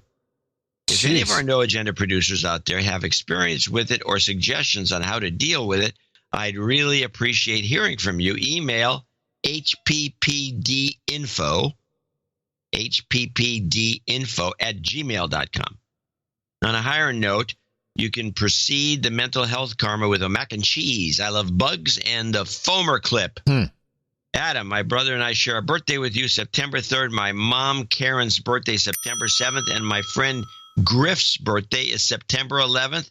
He hit me in the mouth 3 years ago. So happy birthday to all of the above. Thank you for your courage. Wow, Brendan, soon to be Sir BT. What a story. And I have a feeling that there's a large section of our audience that will have some ideas. As I see what's handed to me sometimes in envelopes at meetups. So I think people know what's going on, but this sounds, I mean, I've heard of LSD flashbacks, but to have them like continuously, that's a true nightmare. Yeah. Have you ever dropped acid, John? Back in the day? Dropped it? Where would I drop it? Come on, man. Isn't that how you a lid? Did you lick a lid? Did you drop some acid? I dropped it in the river. Have you ever experienced? I'm not saying for insurance purposes. Living in the Mac and and cheese life. Mac and Cheese by Ayn Rand. We eat bugs. You eat bugs. Nothing like freshly caught bugs. You want to try? Ooh, thanks. I love bugs. Oh my God! Woo! Listen to that horn! Karma. Nicolette Biggs follows from Plant City, Florida, $200.33. And she writes, "This is my first time donating, so I believe that calls for a de-douche." You've been de-douched. In honor of the man who punched me in the mouth, I'd like half my donation to go towards Sam Garcia's knighthood. I love what you guys are doing and the community that follows. Oh, thank you, Nicolette. And how sweet of you to do that for him. Yes. And keep track of it yourself, because we that's how it works here. Christopher Coddington in Kailua Kona, Hawaii. You're welcome. Thank you, Major Baby Surgery Karma Works. Emmett Paul Coddington turns 1 tomorrow, August 30th. He's not on the birthday list. I think we should put him on. Okay, I shall add him there. And he's doing great. A few shows ago, a producer needed some karma for his new human resource that is on the NICU, and I wanted to send a note of encouragement. Emmett was born with Pierre Robin sequence in our small hospital here in Kona. Within 6 hours, he and I were medevaced to Honolulu. He was then on life support, waiting for an insurance bigwigs to approve a transfer. Yeah, I know exactly what this is. Typical. Yeah, this is worse than government. Yeah. Anyway, it's worse than government because of profit motive. What he needed couldn't be done in Hawaii. Thank God for the Ronald McDonald House, Judd Hillside Road. And the keeper indeed is a keeper for all she does. The doctors here wanted to send him home with a lifetime of feeding tubes and life support in his future. Fortunately, being builders on the luxurious Kona coast, my father and I knew some folks with real pull. Calls were made. Then jackpot. What do you think this is? Medevaced. Okay, so he's medevaced again. Okay, medevaced halfway across the Pacific to UCSF, best hospital on the West Coast. Benioff Children's Hospital, Mission Bay. Thank God, what an amazing place. While in San Francisco, we are housed and taken care of by the Family House Charities. Great people. Then JCD got our box. Adam, don't worry, yours is on the way. Emmett got his karma. Oh, what box did you get? A box. Okay, thanks. Emmett got his karma, and then he got his surgery. Not only that, but Buzzkill even noticed what a babe my wife is, which really lifted her up during the tough time. Ever since Adam read my Boots on the Ground family report about the bunk missile, the bullshit missile. Yeah, the missile alert, yeah. I knew this no agenda thing was a huge family. The last year really proved it. Having listened since I heard Adam on InfoWars, thank you, Sir Ducifer. May I humbly ask for a de-douching I forgot to ask for my first donation. You can give him that now. You've been de-douched. My kids, Reagan, Tristan, and Emmett would love these jingles. Putin, don't worry, be happy. It's true. And a plain goat karma. Finally, a huge health karma to all those in need, young and old. This shit works. Mahalo, Chris. It's true. And then all of these services, like certainly Ronald McDonald House, is really fantastic. No matter and this is a great thing about it, rich, poor, doesn't matter. They'll take you in. Of course, they would like you to support them when you leave if you can, but they do great work, keeping families close. Don't worry. Be happy.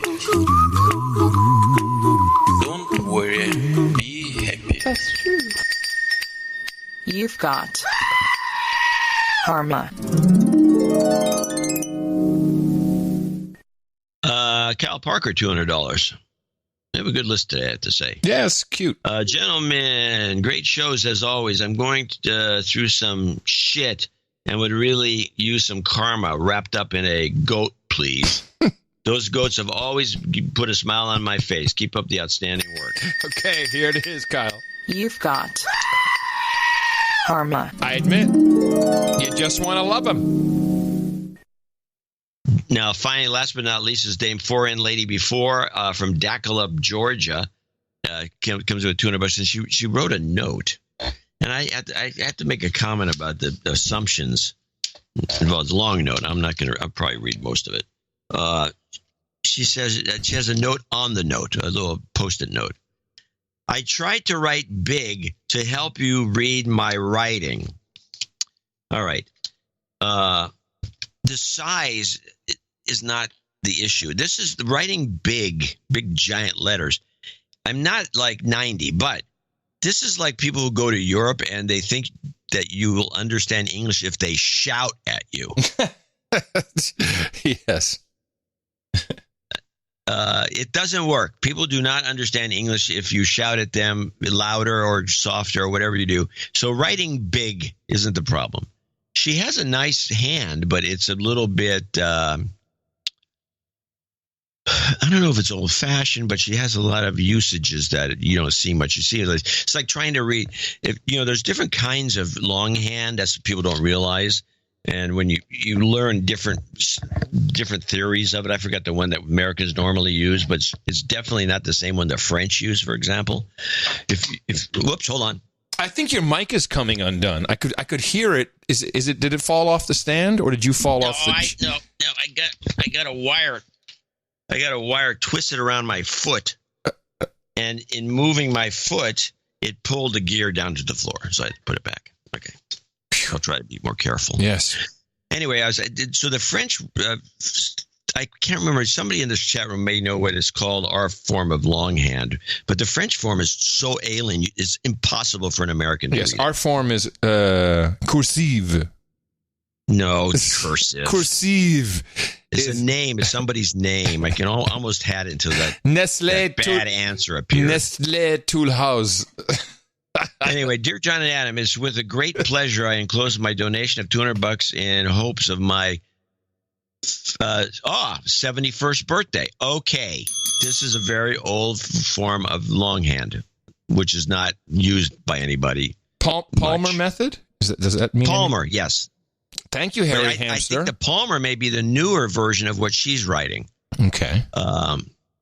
So she's 71. She needs to be on the birthday list. This is, you got her name there. Her actual name, she doesn't say she wants to be anonymous, but it's Susan. You can say Susan. Wait, is she already on the list? No, why would she be? I'm reading this note now. Nobody knows about this but me. It's just, it's just Susan? Yeah, Susan. Well, you can use her Dame name. Okay, Dame. 4N. All right. Dame 4NB4. I know that part. How old is she?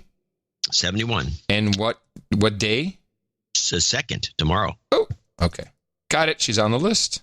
As I begin my 72nd trip around the globe, the sun. The sun. I wish all no. I'm better at this cursive reading from distance than you are. Well, okay. I can take a picture of this as an S. And then it looks like an I, and then it looks like an E, and then it looks like an M. Spencerian? No, sun. No, I wish all the Noah just this was the best for their something. I was delighted to have had the pleasure of meeting Adam at the London meetup in June, as I was with the other dames and knights. I truly was delighted gathering. She was in London. Sadly, and she lives in Georgia. Sadly, my attendance was cut short as my grandchildren needed to get back. Yes, I remember her. And her grandkids. No, I remember her very well. Fantastic lady. Her grandkids are all with her, and they're going like, Grandma has lost the effing plot. What are we doing? Who are these people? Who's that guy with the Tourette's? I mean, they had no idea. They were tripping. They're like, Grandma, we think we need to take you home because these people don't seem very safe. It was hilarious. She says that her daughters, they got out of there. My usual impairment is due to big pharma drugs, specifically Plaquenil or something, which caused my blindness. I listen to your show on both Thursdays and after. Often hit people in the mouth myself. Okay, this is finally the best paid, best pad, best something. That's the best podcast. This is the best podcast in the universe. Play me the jingles, but please send a karma. And I'm specifically struggling to support my disabled daughter while writing for her so she can be approved by Social Security for benefits. Yeah. Okay. And let me tell you this. I happen to know that is the social services. If you have a child that actually has something, and this child is white, you've got big problems. It's not easy to get any of the right forms to be on any kind of services for these children. I've seen it time and time again. It's infuriating. The people camping are your neighbors, but this kid, screw him. It's very hard. There's a lot of things messed up, but I feel her pain in that regard. I have some close experience with that. It's sad. The paperwork. She wraps it up and says that she'll go to attend another meetup in Georgia as long as it's outside of Atlanta, and she wants to go to Duluth, Georgia. That's where she lives, I'm guessing. Yes, that's where she lives. Anyway, thank you for all you do for so many around the world. And don't forget Canada's federal elections in October. And that was no jingles, no karma. Apparently, we'll give her a karma. Yeah, she needs a karma. You've got karma. Great note. Appreciate that. And I will say there is these different longhand theories, cursive, as they like to call it. And if anyone gets a chance to or if anybody's listens to anybody's French and writes in that old-fashioned French longhand, you've got to check it out. If you haven't, I used to correspond with a lot of different wineries, and you'd get this writing, and it'd be like, holy crap, I can't read this. Can you tell someone's personality from the way they write cursive? Theoretically, maybe. Yeah. I mean, they say you can. I just got another notice. They want to reboot my computer. No. Let me thank. While you're trying to stop that, let me thank these executive producers and associate executive producers for supporting episode 1169 of your podcast. We call it the No Agenda Show. According to the Mueller Report, it is the best podcast in the universe. Because it's yours, you support it. You really put it together. We're just the conduits, okay?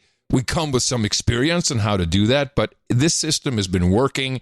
It's been working relatively well for all involved. And in our second donation segment today on the show, we're talking a little bit about some of the meetups that are taking place and how important those are in this fantastic experiment we call the No Agenda Show. So again, thank you. These credits are real. You can use them anywhere credits are accepted for our executive producers and associate executive producers, and you can be one too. Please remember to go to the following website address to support us. Dvorak.org/NA. I think you got a little bit of schooling today in the different types of cursive writing. You should propagate it. Our formula is this.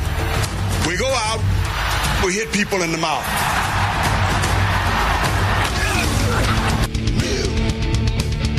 Order. Yes, this is fucked up. Shut up, slave. I have, you know what I have? I have a lousy British accent. I don't have a lazy British accent. What I have is a reason to open the gates.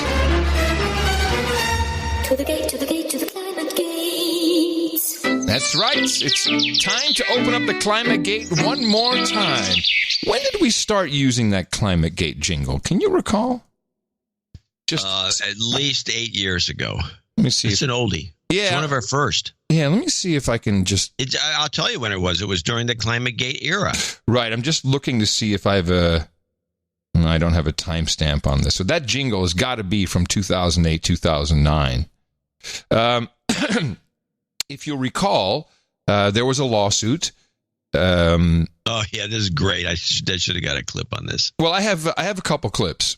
Good. Yes.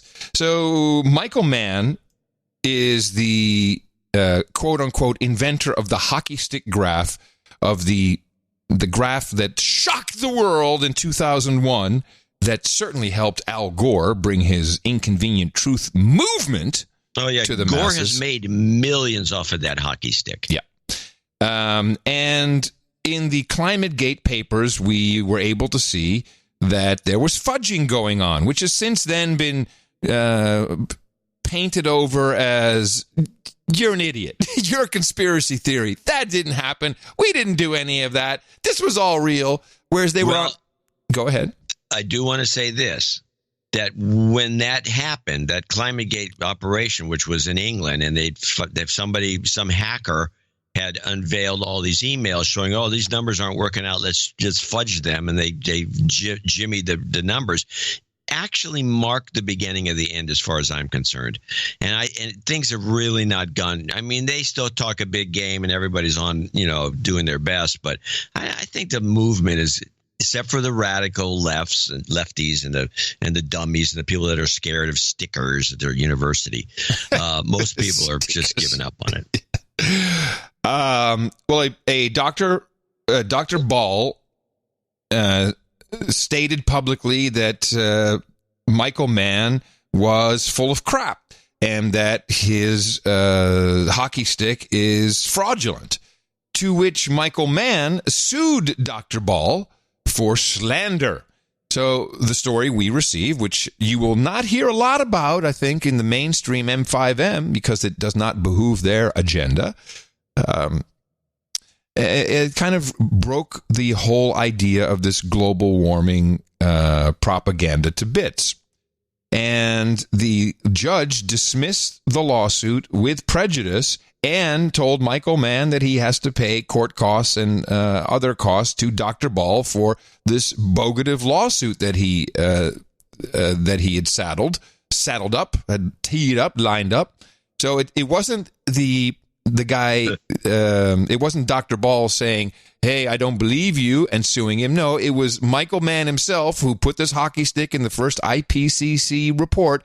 He sued today. I'm defending my honor. So let's get some details exactly on what went down. I have a three-parter here, and we start with, now this was the Danielle Smith podcast. If you want anything good these days, you can barely get it from M5M, certainly not on this topic. So this is the very Dr. Ball who was sued and won against Michael Mann, who sued him for slander. And this is kind of the intro. Let me tell you, I just want to read out what Michael Mann's response to the initial reporting was. He said, there have been some wildly untruthful claims about the recent dismissal of libel litigation against Tim Paul circulating on social media. Here's our statement. The defendant Ball did not win the case. The court did not find that any of Ball's defenses were valid. The court did not find that any of my claims were not valid. The dismissal involved the alleged exercise of a discretion on the court to dismiss a lawsuit for delay.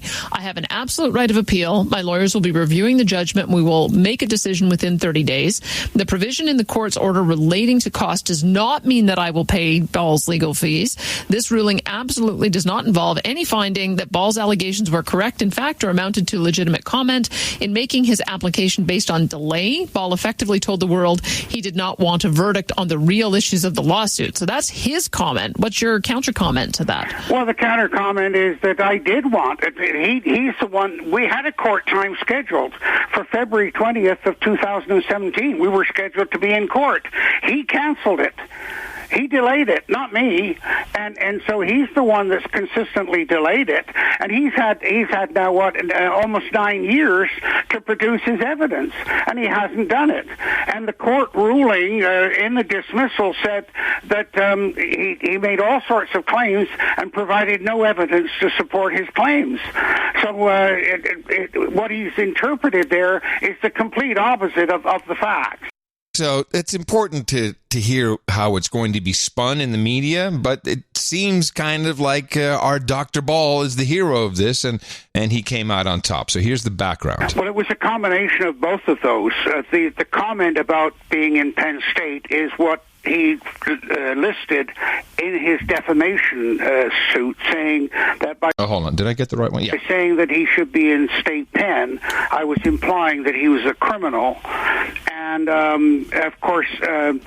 Actually, I do think he's a criminal, and the reason I'd say that is because Michael Mann was the guy that literally rewrote climate history.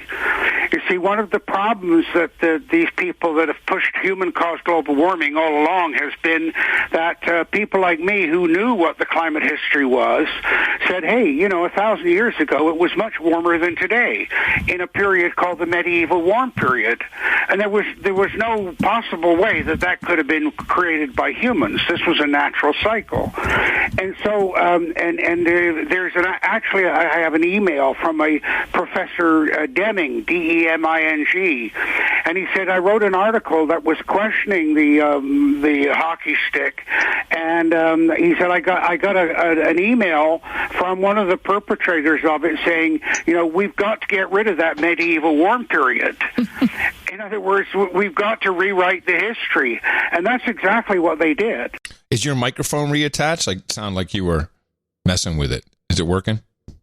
I'm good. Okay. I'd heard a lot of...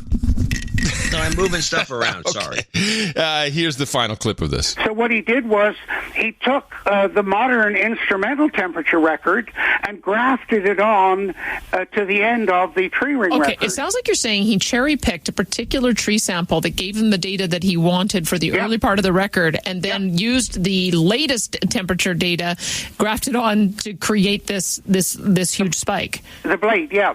And of course, the thing is, when you look at that blade, that sudden upturn in temperature that he has as the blade of his hockey stick, it's the accuracy of it is plus or minus 33%. Okay, so how did this become the iconic graph that everybody referred to and that has driven so much of the climate discussion? Because these people were being paid and worked at the United Nations Intergovernmental Panel on Climate Change, and that their goal was to show that humans were causing global warming and climate change, and therefore they created the data that justified that. And of course, the hockey stick showed, until these humans and their industry appeared in the 1880s, the temperature was going down slightly and was almost level. And then, suddenly, there it is. That's proof that humans are the cause. That's the whole objective of everything they've done. Climate change is real. Well, this guy, when are they booking this guy on MSNBC, I wonder? Which guy? The Dr. Ball who's talking? Yeah. Yeah, never. Of course they're not going to book him. Of course not. You got to go to podcasts. They should be booked. Why don't they book him? You got to go to podcasts to get some real information these days. Unbelievable. Nobody wants to take the... And it seems like a perfectly good thing to talk about, seeing as, this is a lot of the genesis of the hysteria that we're in now. I mean, if that's being questioned, you should at least report on it, but no. Which is why, if you read the whole thing, you'll see multiple times in the Mueller report that No Agenda is the best podcast in the universe. Yes, by omission. By omission. To the gate, to the gate, to the climate gate. And the gate closes up. Bye-bye, gate. Bye-bye, birdies. Bye-bye, climate. No, meanwhile, of course, we have this Dorian coming down the coast. Yeah, I find this whole thing suspicious. And they got all the graphs going every which way. They don't even... It's the worst. It could go this... No, wait. It started with, Puerto Rico's going to die. Oh, wait a minute. It missed it. Okay. Florida, you're going to die. It's like... And does anyone see the joke in this, that all their computer models and we're all going to die in 12 years? It's even terrorizing children. Sorry, can't resist. Some things that are a bit worrying, like climate change and things like that. We're all going to die. I had this fact that if we don't do anything now, in 2040, it will be the first year with no ice in the Arctic. Yeah, we're all going to die. No ice in the Arctic. No ice in the Arctic, yeah. Well, here's the Dorian report so we can get a little clue what's going on. Let's keep people on the East Coast satisfied. Forecasters now say Hurricane Dorian may head north and east in the next few days, skirting along the coast of Florida, where warnings are still in place, and heading toward coastal Georgia and the Carolinas. The hurricane is now a Category 4 and is projected to hit the northwestern Bahamas sometime in the next 24 hours, with winds approaching 150 miles per hour. Florida is still in Dorian's potential path, and it may bring strong winds and life-threatening storm surge to Georgia and South Carolina early next week. But before the hurricane reaches the U.S. mainland, it is forecast to slow down and drop as much as 4 feet of rain over the Bahamas this weekend. The Prime Minister there urged residents in the storm's path to evacuate. Yeah. So they don't know which direction it's going. This is a very slow mover, though, which is kind of like Hugo, which is relatively new in the hurricane development world. Well, that's what they're telling us. I'm not sure that's true. Oh, yeah, of course. Who the hell knows? There is... Now, Miami, I guess, is not going to... It seems like they're safe now. Yeah, Miami's going to be fine. Well, they were scrambling to get all the scooters rounded up. Wow. You know, I think a tornado and those scooters would be a bad mix. Can you imagine a tornado, which has more sucking power because it's concentrated, going over some little town, like, let's say, any town that's got a bunch of scooters. Austin. And sucking all the scooters up into the air and then throwing scooters all over the place. It's Scooter-nado. Scooter-nado. Yeah. But you don't think about those things. Well, we just did. If it came by Austin, you'd have scooters flying through the air and people experiencing homelessness. And poop and tents. Oh, jeez. We're going downhill pretty quick on this one. Poop-nado. Yeah. Yeah. When All right, let's talk, wait. I just want to mention one thing. A report came through over the weekend from the Netherlands, just staying on Green New Deal, climate change, etc. Now, what have we been looking at with the Netherlands specifically? They are really trying to get rid of natural gas. No more homes being built with gas. So if you want to heat your home, if you want hot water, anything, no gas. If you want to cook, you're screwed. It's all going to be electric. So they've been pushing this for a while. A big push on electric vehicles. The Teslas were heavily subsidized. I don't know how many Teslas there are in the Netherlands, but it's quite a bit. All the cabs now at the airport. Big. All the cabs at the airport are Teslas, but people have also been put into small electric vehicles, and they enjoy them. And especially for a country like the Netherlands, relatively small, you can actually get from one side of the country to the other on one full charge. You'd have to charge before you go back. But anyway, they're electrifying their society. With the recent, it's not really a heat wave, but it's been pretty hot. So I think that has something to do with it. The network, the electricity, the grid in the Netherlands is at, if not a little bit over capacity. They cannot handle the demand. They have the supply. The actual grid can't handle the amount of people who now are cooking with electricity, charging with electricity. They're not heating right now. Just imagine what it's going to be like in the winter. So the grid can't handle it. What do you do in that case? But what do you do when the grid can't realize that you're stupid? Yeah. There's nothing wrong with gas. Did anyone think to check and see if all this added electrical capacity, if that would? I'm sure. I am absolutely convinced that one engineer at the one, probably a half dozen, all had the math and they showed the math. You know, we really can't do this. Shut up. We're going to do it anyway. Yeah. Because that's what mathematicians and engineers do all day. Yeah. They work on problems like you just said, and they come up with mathematical solutions, real engineering and mathematical solutions, and they present them in reports. And it says no. And they say, well, okay, well, we'll do it anyway. That's what I'm absolutely convinced of that. Well, it seems to be a problem, and it looks like the Netherlands is going to be ground zero of the problem. So, good. There's always a good experimental area. Yes, it's always good to mess with 17 million people. Who cares? Well, they have robotic chicken processing there in that country. They do beyond world class in the Netherlands. Yeah, I got this lecture when I got my tour of the Netherlands from. That doesn't sound really. That doesn't sound groovy. That doesn't sound green. Nobody said it was green. Yeah, there's this big giant chicken packer that we're going by, and there's a bunch of trucks coming out. These huge monstrous trucks of chicken. Yeah.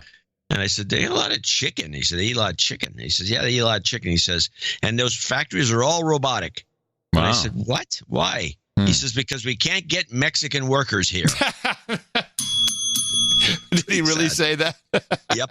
That's bad. So we ended up dreaming up all these robots to do the job. So, know if it's cheaper or more expensive. I would guess it's more expensive, but I'm not sure. But that's what he said, yes. And I'm sorry I brought it up. Let's talk a little bit about Biden. Okay. First of all, I got one deconstruction of the major Biden gaffe and then another Biden gaffe. And I have Brooks and Shields, but mostly Brooks, talking about a couple of items that I think are worth discussing. So let me do it this way. Let's play Brooks.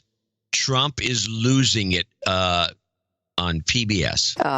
You look back on the G7, the meeting in France last weekend, and it was more characterized by tension that he had with other world leaders than by any sense that anything was getting done. Yeah, so that's a sort of part of the course for G7 summits. But I think what struck me this week was how the debate changed around Donald Trump. There's been whispering, is he mentally not as fit as he was? Are impairments rising? That somehow seemed to rise and now become public conversation. When he said his father was born in Germany, when your father was born in the Bronx, that's not something you normally get wrong. That his wife is good friends with the North Korean leader when she'd never met him. I mean, there are just a lot of things coming out of his mouth, and this has always been a case. But the verbal patterns, psychiatrists are not allowed to judge people they haven't met.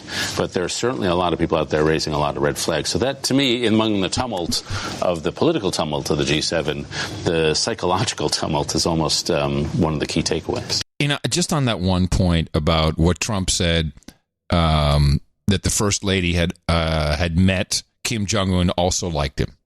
Because I saw that whole speech. And I didn't think much of it. I'm like, oh, that's interesting. I didn't know that she met him. That's, I don't know, possible, I guess. What is that? Because to me, the way he said it on stage and the fact that it was a blatant lie, it's pathological. I hate to say it because I still love the guy, but it sounds like something Ron Bloom would say. Not that that means anything to anybody but you and I. Oh, God. But we know someone who is like this. Yeah. What is that? I mean, what is going on with that? It's a pathological liar. There's a bunch of them out there. They're crawling all over the place. I'm always skeptical of them. I always try to avoid them. But the thing about this is just piling on, and it was a stupid thing to say. But think about his dad being born in Germany is not new. But we had a clip of that. That's 2 years ago. But I thought. Well, his heritage was his grandfather born in Germany? Yeah, no, he's German. This is a German family. Yeah. The Drumps. Yes, the Drumps. Yeah, right. So he's brought this up, but then when he goes on and he said, then Brooks they turn it around because then they bring in these Biden gaffes, and I'm decided I'm going to play the Biden gaffes at the end. Which makes a lot of sense because you got here's Trump. Yeah, it makes a lot of sense to you. But you're not David Brooks, who's posing as a Republican apologist. I'm sorry. I should have known better. He's a harsh Democrat. Yes. What am I thinking? So let's listen to the way he handles pretty much the same kind of. And I would say that Biden is no different than Trump. He's also a pathological liar, and he's also full of crap. But it's different, apparently, with him. A comparison here, but David, this week there was attention to Joe Biden because he's been telling a story about meetings he had with U.S. American veterans who were fighting in Iraq or Afghanistan, and telling a very emotional, compelling stories about pinning a medal on them, and how one was, retrieved a buddy from a burning vehicle and another one rappelled down a cliff and so forth. But it turns out out these are different things that happen jumbled together with some, there's been, some are saying this should be connected and compared to the president, others saying in no way. Oh, I think in no way. I mean, Biden may be aging, and maybe that's an issue. I think it's a legitimate issue for voters to think about. But he's not mendacious. He's not irresponsible. He may embellish a story to improve its dramatic effect. And he may be forgetting things. Our memories are just much more fallible than we think. Every memory expert will tell you that. And when you're on the campaign trail doing thousands of events, traveling everywhere, things get jostled in your mind. So it could be just the normal jostling of campaign. And for some reason, we've gotten into a pattern where Biden gaffe is the story. Yeah. Okay, well, the one he did that I think that they're referring to here was pretty amazing. I mean, it was five stories put together. It was great. Yeah, I have, this is the deconstructed one. This is the Biden story deconstructed. It's the whole thing with some commentary, and I think they did a pretty good job on it. But I want to go back to what Brooks said. He's getting old and maybe he's making mistakes and maybe he's too busy, not as if Trump isn't. And, he makes these little errors and it doesn't mean anything. And man, if you just swapped out the words Trump and Biden and those two pieces and flipped them back and forth, you can do just the opposite. You could say just the opposite. He's just trying to lie to us so he can make himself look better. The story about him giving the medals to the guys because Brooks, that thing goes on longer, and he says, well, Biden never lies to make himself look better like Trump does.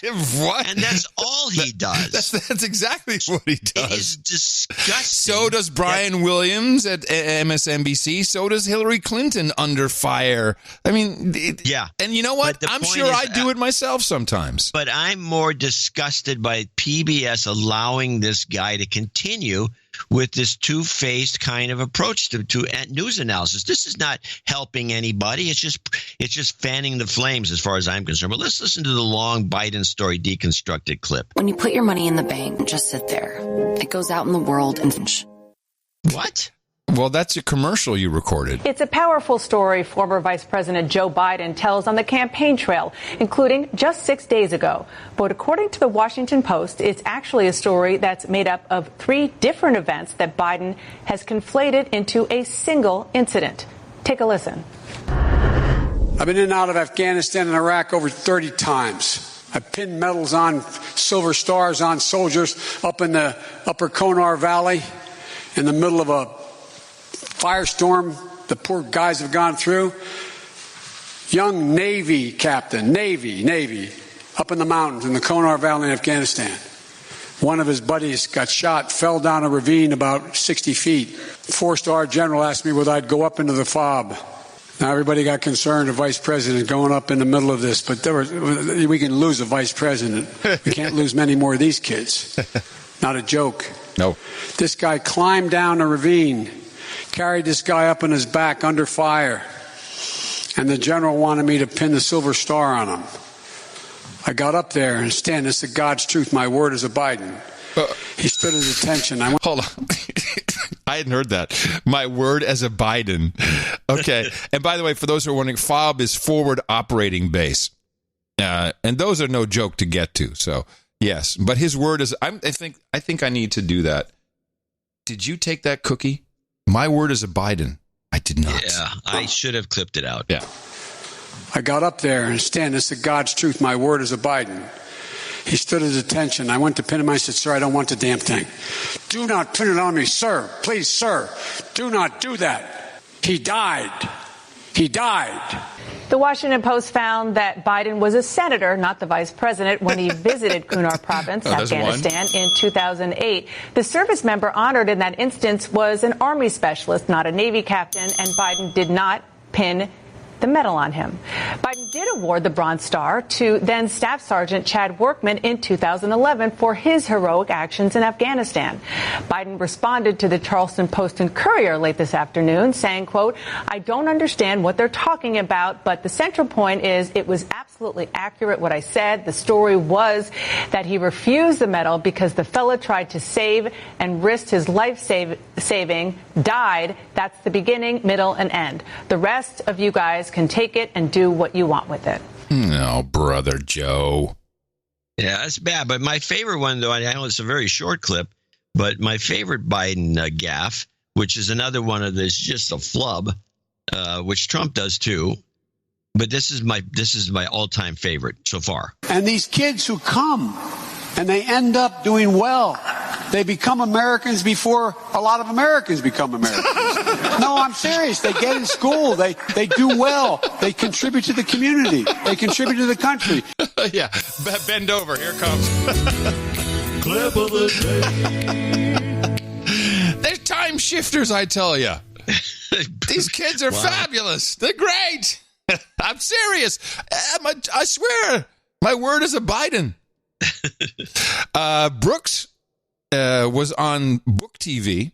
You know, I'm writing my book, so I got to get into the vibe of stuff, and I'm watching Book TV to see what my fellow authors are up to. So Brooks is pushing a new Brooks book.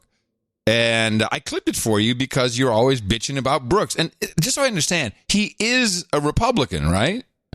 No. Oh, I thought he was a Republican. He pretends to be a Republican, and he's on that thing to balance the Republican-Democrat. But he's not a proclaimed Republican. As far as I know, he's not a registered Republican, and I believe he once said he was a registered Democrat. Well, I got this clip just for you. I thought you'd get a kick out of it, so I hope you do. So you spend a lot of time on television talking about politics, and when you were writing your column, and you are writing it still, you were fairly critical of, I think it was candidate Trump, maybe it's President Trump, I can't remember. You were critical of maybe both. So what is your view on the likelihood of President Trump will get reelected? I have actually a cheerier view than a lot of my Democratic friends. I think the guy's at 40%, and he's offended 60%. I mean, I take it stupidly. That's not good. And so I'm more optimistic that he will lose than a lot of the Democrats I hang around with. When you write any critical articles of him, do you ever hear from him? Does he ever call you and say, I don't like that article? Or no, he used to tweet about me, but I've never had any contact with him. I'm very happy not to. I really don't want to be in the same room with the guy. Okay, and so what is your view on the likelihood the Democrats will retain control of the House or get control of the Senate? I do think the Democrats, when we see what I think is a pretty big advantage for the Democrats, of course, knowing the party, the main question is, I wonder how they're going to find a way to screw this up. And so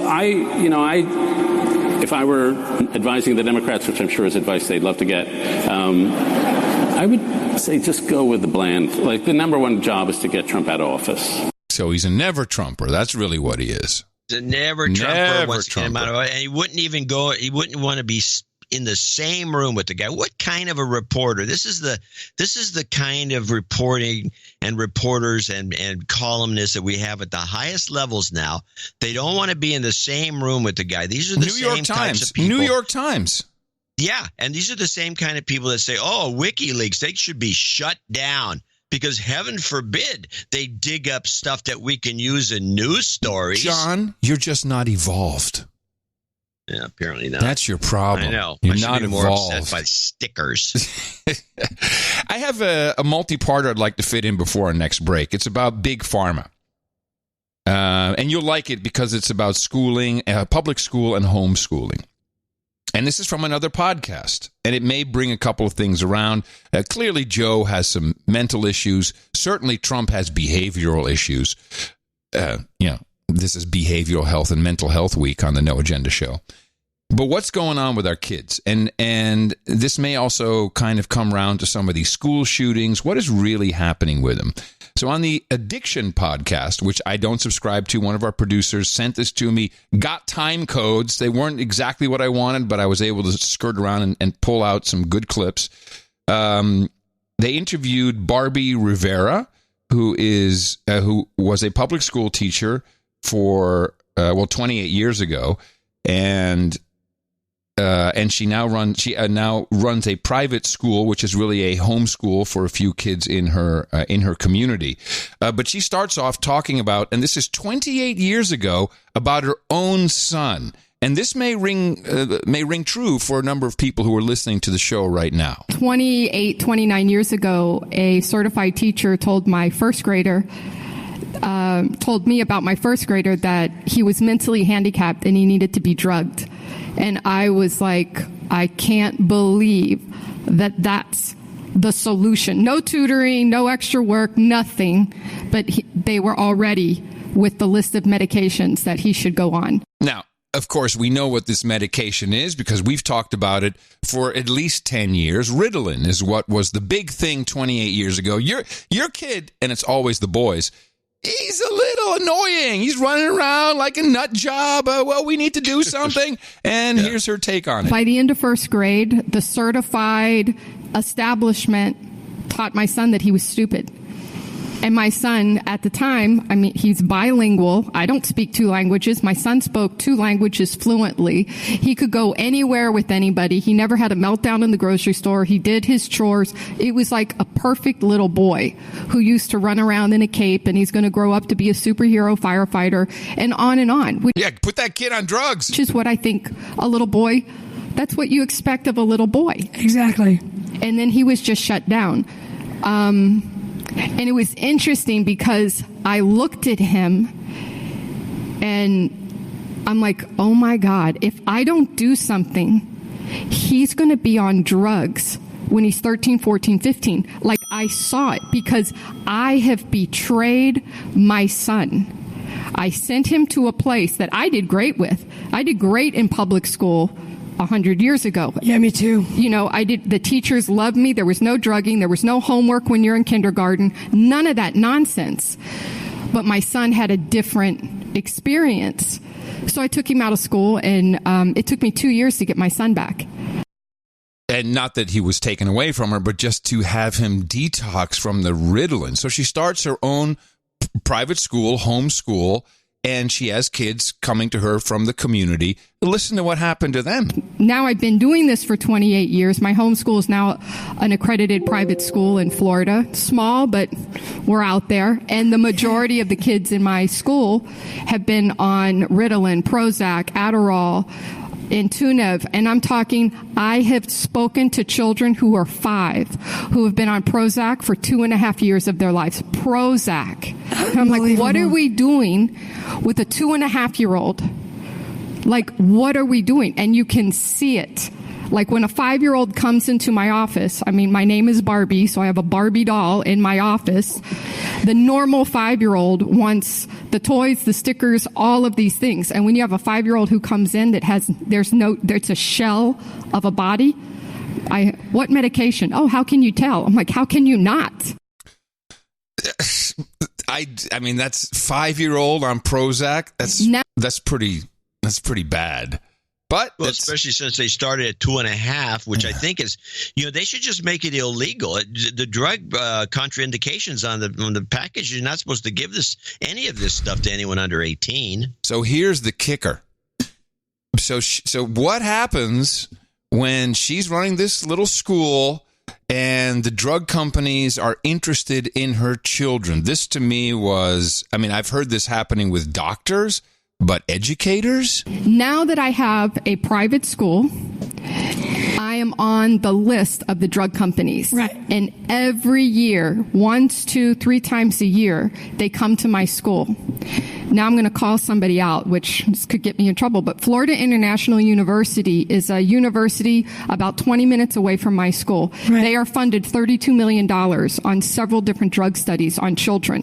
$32 million. When Intunev was on the market, FIU was doing a drug study because before the drug can go public, they have to do drug studies. So they need kids. So they go to the daycares, the private schools, the charter schools, the after-school programs, the public schools, and they come with their little briefcases and they come with their brochures. And I think it was 2007, I could be wrong on the date, but it was around then, that Intunev was coming out. And there was 3 levels of participation for this drug study offered to me, the principal. The first level was for every name, address, and phone number I submitted to the drug study, I would get $100 cash. The cash could be to me personally because I own the school, or to the school because, let's face it, Barbara, you're in a shopping center. It's small and it's ugly. Quote. So we'll give you $100 for every student. For every name, address, not student. Every name. Like if I have your address, I submit it, I get $100. The second level of participation was if I fill out a mental health checklist. Yes. I've talked about this before. This is the mailing list. This is the value of a name and address. Unbelievable. Yeah. So it just varies from $10 to $100. Wait for it. Address, I submit it, I get $100. The second level of participation was if I fill out a mental health checklist on the children, and there was about 57 stipulations. Can't cut with scissors. 3 years old, can't cut with scissors. Like, I don't give my 35-year-old scissors in my house. Come on. Right? I'm kidding. My son Damon is going to murder me, right? Anyway, so if I do a mental health checklist on my students and turn it in, I get $500 per mental health checklist. If I sit with you and I get you to put your son, your daughter, or your grandchild on this drug, I get $5,000 per child. This is unbelievable. Nice. Hey, exit strategy is what I'm thinking. Which is drug everybody. By the way, I thought it was interesting that earlier in her little discussion, she talked about compulsory homework in kindergarten. I think that's the norm. Yeah, I think I've heard of this. Yeah, I've heard of this. Sure. That is insane. More insane than getting paid $5,000 for narking a kid? $5,000 a pop. Yeah, Jeez. If you have 100, that's a lot of money. If you have 200 students, there's $1 million. Well, wait a minute. So can't we get? I mean, we have 2,000 students. Sorry. How many people do we have on the no agenda mailing list? Like we have. It's not that. 18, it's not huge. 18,000. 18 to 19,000, yeah. How many of those have kids that are eligible for a program? All of them. Okay, good. So can we send out forms and have them just sign it and send it back, and then we'll split the difference with our producers? If they hadn't, if these people had never listened to the show, they'd be glad to do it. But oh my goodness, we've actually, we've queered the deal. This should be outlawed. How can this take place? I find that disturbing. I know they push it on doctors and give them all kinds of incentives, but school teachers, principals, how many principals are on the take?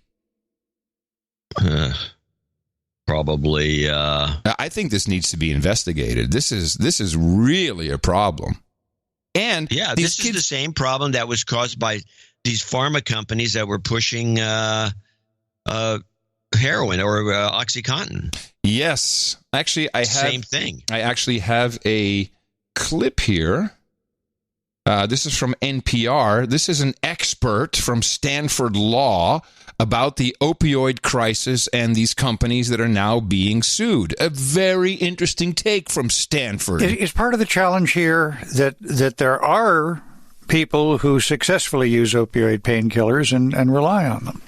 I think that is part of the challenge. You know, sometimes we get caught up in the culpable behavior of a drug company, as, you know, maybe we should. But we have to remember that at their heart, they make products that we want. Oh. We want these companies to continue in business because not only do we want their opioids, we want the other products that they make, and we need those products. This is not like a Juul or a tobacco company where we might think, well, the world might be better off if they weren't in business. No, we need these companies to stay in business. The question is how to use the law to... Juul? Well, I think she's trying to show what's on the horizon for the new big tobacco being fought by big pharma. Apparently, Stanford's all in. Tobacco company where we might think, well, the world might be better off if they weren't in business. No, we need these companies to stay in business. The question is how to use the law to send incentives to behave responsibly while they're making those products. Yeah. As you watch these opioid cases move through the legal system, do you think justice is on its way to being done? I think it probably is. The verdict in the Johnson & Johnson trial really suggests that the theories that the plaintiffs put forward are going to be applicable to all the other claims that they're bringing in these other lawsuits. The real question for me is what will that money end up being used for, and how do we ensure that it goes toward addressing the problem that the litigation was intended to address? Do you have an answer to that question? We know from the tobacco litigation that particularly in times of recession or when state budgets are straining, the temptation to raid these honeypots can just be overwhelming.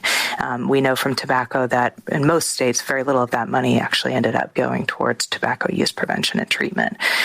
So, media watchdogs can help, consumer watchdog groups can help ensure it, but the courts aren't going to be involved in administering how those settlement funds are used, so it remains really an open question whether they will be used in the way that they're supposed to be.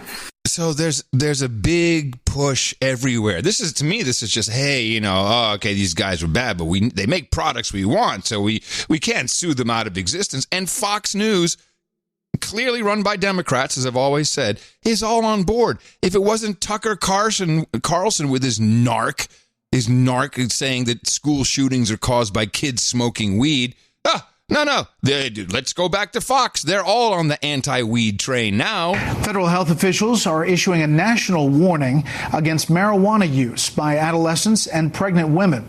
Surgeon General Jerome Adams says the science shows marijuana is harmful to the developing brains of teenagers and to the human fetus. He also says marijuana is getting stronger. Today's marijuana is far more potent than in days past. The amount of THC, the component responsible. What? I said this is news. They're reporting that this is news? This is breaking news. The amount of THC, the component responsible for euphoria and intoxication, but also for most of marijuana's documented harms, has increased. Documented harms? All I've heard from the government all my life is we haven't tested it sufficiently. Now we have documented harms. But wait, there's a slogan. Marijuana's documented harms has increased 3 to 5-fold over the last few decades. This ain't your mother's marijuana. That's the Surgeon General of the United States. This ain't your mother's marijuana. Wow. I mean, come on. By the way, I missed it. You nailed it. They have made a fuss over not being able to do any research whatsoever because the hoops you have to jump through to be able to even get some marijuana to research it is outrageous. All the research has been done in Israel. Yeah. And the Israeli guy who's the head of it, he says, and he's never documented any harm. So this is the lies. The warning comes as legal marijuana has grown into a $10 billion industry in the U.S., with nearly 2/3 of states legalizing it, mainly for medical use. So I think that where they're moving is towards regulation of amount of THC. That's what it feels like to me. I think there are already some guidelines or maybe even strict guidelines for medical marijuana, but they're going to want to, they're going to want to determine how much THC is in your weed.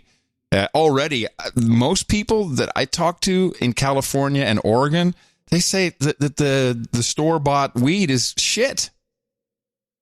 They already don't think it's very good. So I'm not sure exactly what the message is here or what they're trying to do. But more control is obviously where it will be headed, because this ain't your mother's marijuana, which is stolen from your daddy's Oldsmobile commercial. It's pathetic. It is pathetic. It's a plant, ladies and gentlemen. It's a flower.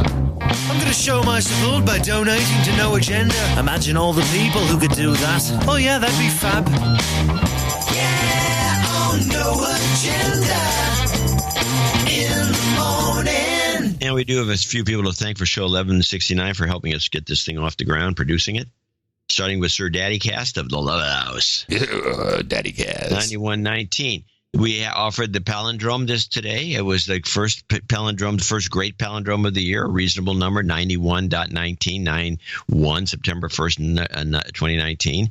And Sir Daddy Cast of the Love House took the donation and ran with it.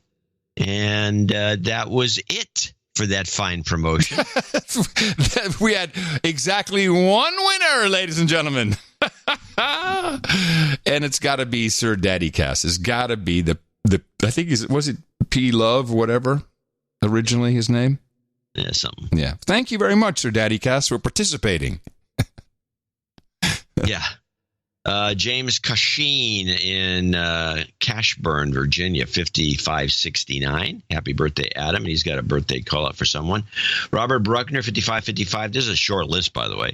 Nate Mooseman, 5541. Happy birthday and a shout out. And he's got for my smoking hot Don. Don, and Mr. Adam Curry. Oh, everyone's September 3rd.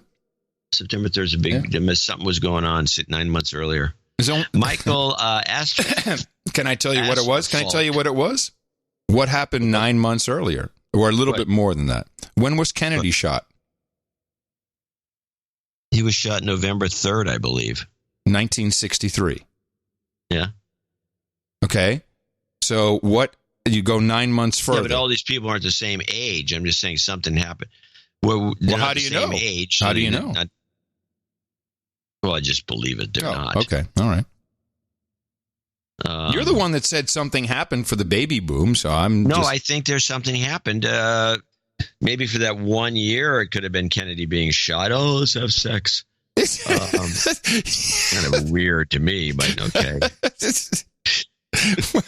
Hey, I wasn't around, so I don't know how people felt. Maybe people wanted to feel close to one another. All right. Well, you know what you were not doing then? Michael asked Falk, 5533. Sir Christopher Barron of Brown County in DePere, Wisconsin, which has I should be pronouncing that correctly, 5510, double nickels on the dime. Tim Lang, double nickels on the dime from Mount Prospect, Illinois. He needs a jobs karma, which we'll do. We'll do a jobs karma. Something for the end for you, yeah. Mm-hmm. Aaron Chamberlain, double nickels on the dime from Dayton, Ohio. Still needs a de-douching. He's been waiting and waiting. You've been de-douched. There you go. De-douched on demand. This reminds me, I do have a note to read before we go on to the other stuff, which would apply here. Aaron Chamberlain, Dame Rachel, 55. Oh, these are birthday wishes. These are birthday wishes for me, which was our other promotion. Oh, these are all the birthday ones from here on out. Dame Rachel starts it off. 55. This donation, this gimmick worked because it's cheaper. It's cheaper than your birthday. Well, it's cheaper than my birthday, but it's also cheaper than 91.19. Best wishes to Adam on his birthday. Just wanted to send a note about the meetup I'm hosting September 20th at the St. Anne Wine Bar in Mandeville, Louisiana. Pronounced Mandeville. It's right across the lake from New Orleans. Thanks, Rachel. Thanks for the birthday wishes. And the following people all donated $55 and all wished Adam a happy birthday. Kevin McLaughlin, Syrup, Brian Moss in Rancho Santa Margarita, Sir Code Monkey, Sir Marcus of the Hinterland, Lauren Bush in Blackwood, Robert Verderber, Bart Bartons, Jacob Honan, Carl Lindner, Harvey Smith, Sir Slotcar, Baron of all Podunks. Sorry? Yeah, Podunks. I was just reading along. Podunks. The Baron of all Podunks. Carl Schneider in Lake Bay, Washington. MacBook Pro. It's about time the MacBook Pro donated. I've been looking for the MacBook Pro. He's in Thibodeau for some reason. Is the MacBook Pro related to Maxine Waters Gravel? Maybe. Huh. But Maxine Waters Gravel does not live in Thibodeau. Oh, okay. Kaylin Nistor in Northville. Robert Kerback in Essexville. James Murray in Huntington Beach. Sir Woody O' the Falls. Survive of the virtual reality. Sonia Bosenberg. Danny Haynes. And he's in Greystanes in Australia. Haiko Santama. Halco.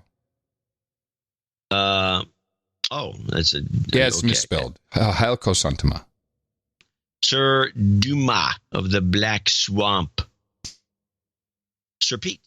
Oh, that's it. That was the group. That was the end. Sir Dumas was the last. No. Onward with the regular donations. Thank you, everybody. And I look forward to celebrating on Tuesday. It's going to be glorious. Sir Pete comes in with 5432. Stephen King, not of that Stephen King, but the one in Charlotte, North Carolina, also has a birthday call out for Peter Lawson. Nancy Murphy in San Bruno, California, right over here, 5244. And then the following people are $50 donors, and there's not a lot of them. In fact, 3. Jeremy Cartwright in Rockford, Illinois, Sir Brian Watson in Raleigh, North Carolina, and Ichi Kitagawa in San Francisco, California. And that's our group of producers and well-wishers for show 1169. It is the model that few have been able to or have had the audacity to try. It's our value for value model. We see Jen Briney. We're waving at you. We know you're doing it. People are trying to get this off the ground in one form or the other, and we encourage that because it does work. It seems when you can't monetize the network any other way, you just have to resort to, I don't know, doing it with the people who are listening. Call them producers, because that's what they are. And I want to read this note before we go into what you're going to do next. This is from Annie N., who sent us a donation. I was recently tried, but we never read anything, and she had a certain call out she wanted to do. I was recently traveling in the States with my niece. She has the best dad, according to the Mueller report. Mm-hmm. We were discussing the show, and I pulled out the interstate to get some gas, and I stopped at $33. We agreed it was time to donate. I would like this donation to go to my husband's knighthood. You do that with your bookkeeping, Eric Naus, as a gift for our recent 15th wedding anniversary. Now, there you go. With all my love from his smoking hot wife. He introduced me to the greatest podcast in the world about 3 years ago. It was the second best gift ever. Aww. Eric being the first.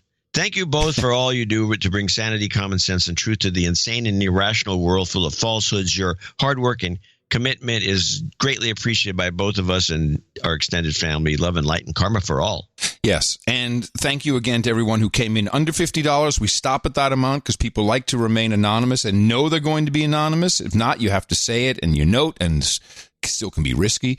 So under 50, which also includes some of our subscription programs. Please check them out and support the show so we can continue to go, so you can continue to listen to your podcast.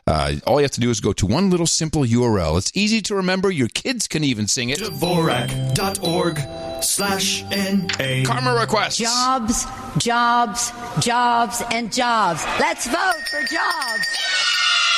You've got karma.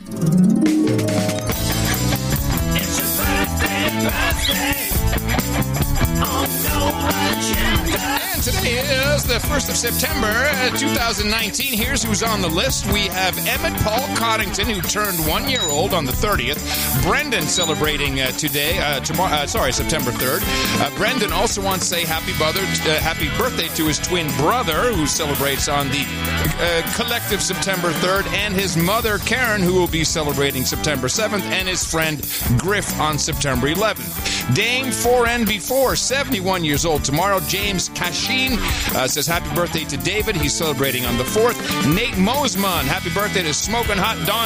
And Stephen King says happy birthday to Parker Lawson, celebrating on the 4th of September. And we say happy birthday from everybody here at the best podcast in the universe. Okay, do we have any title changes today? No. Let's do some nightings. I'm ready.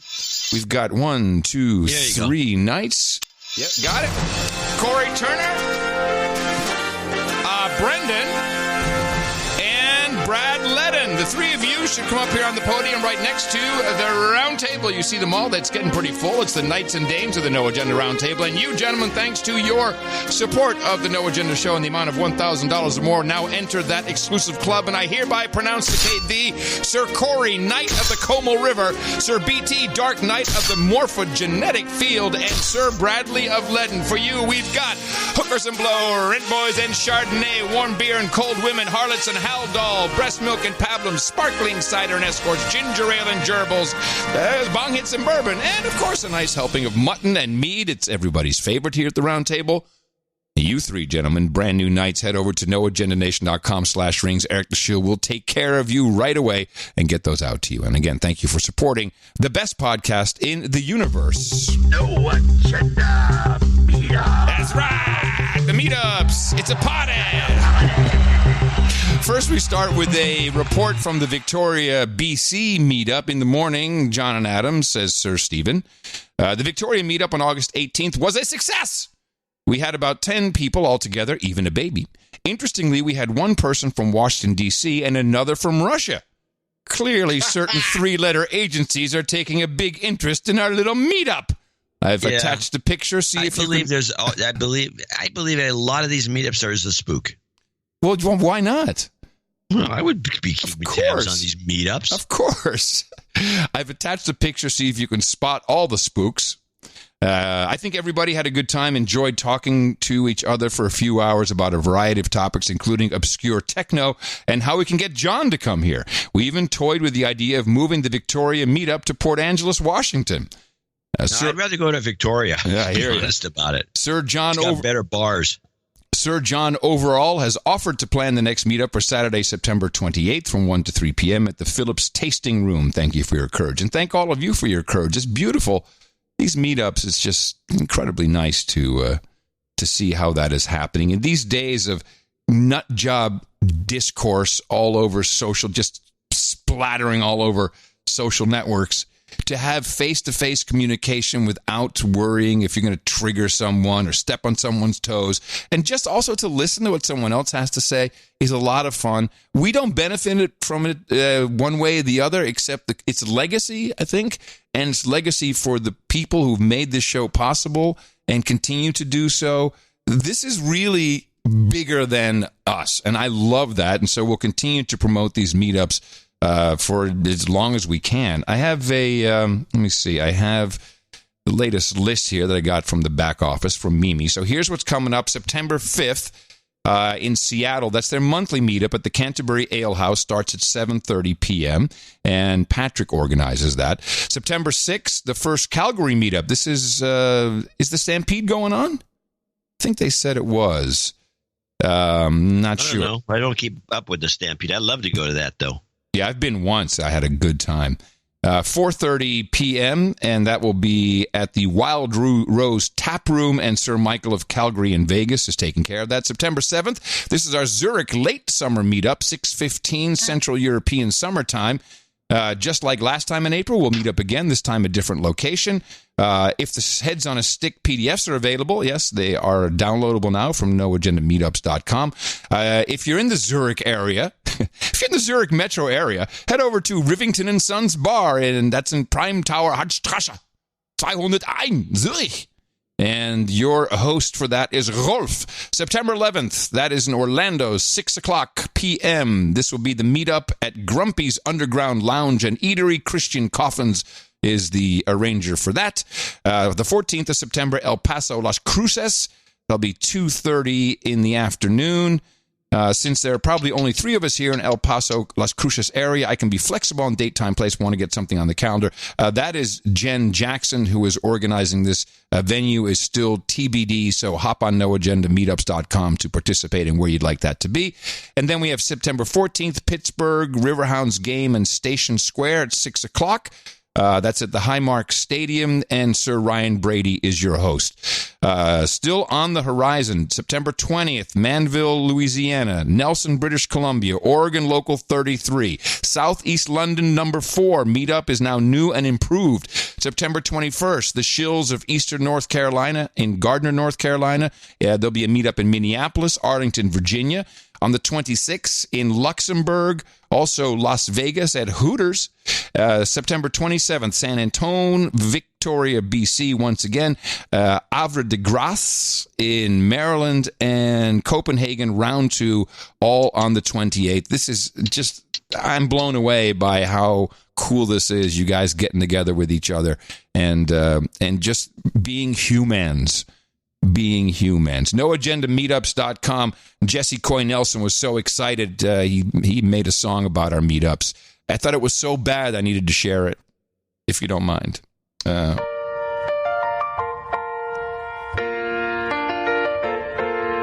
Living politically correct all day sure can give you grief.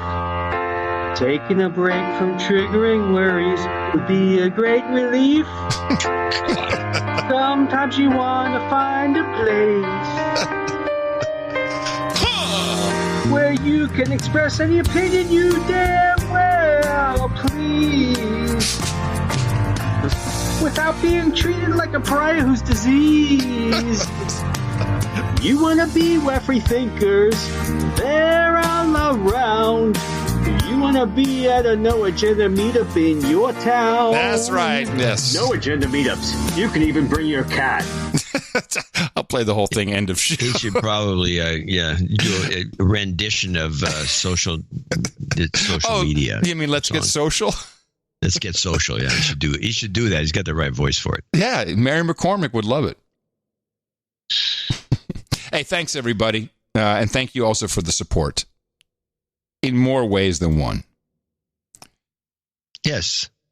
Okay. And so what do you got to wrap? I got a couple of things I want to get out of the way. First of all, we need to talk a little bit about the Brexit thing, which is getting funnier. Oh, yes. Do tell. What you got?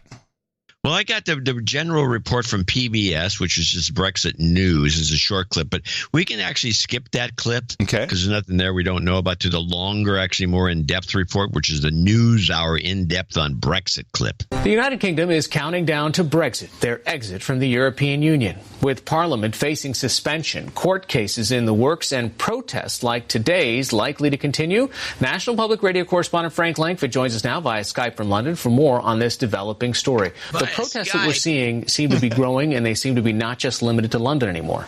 No, we saw them in Glasgow, in Oxford, Liverpool, other cities around the country. They weren't that big today, and I think as we get closer to the October 31st date, when the country could crash out of the EU with no deal at all, I think you'll see them grow.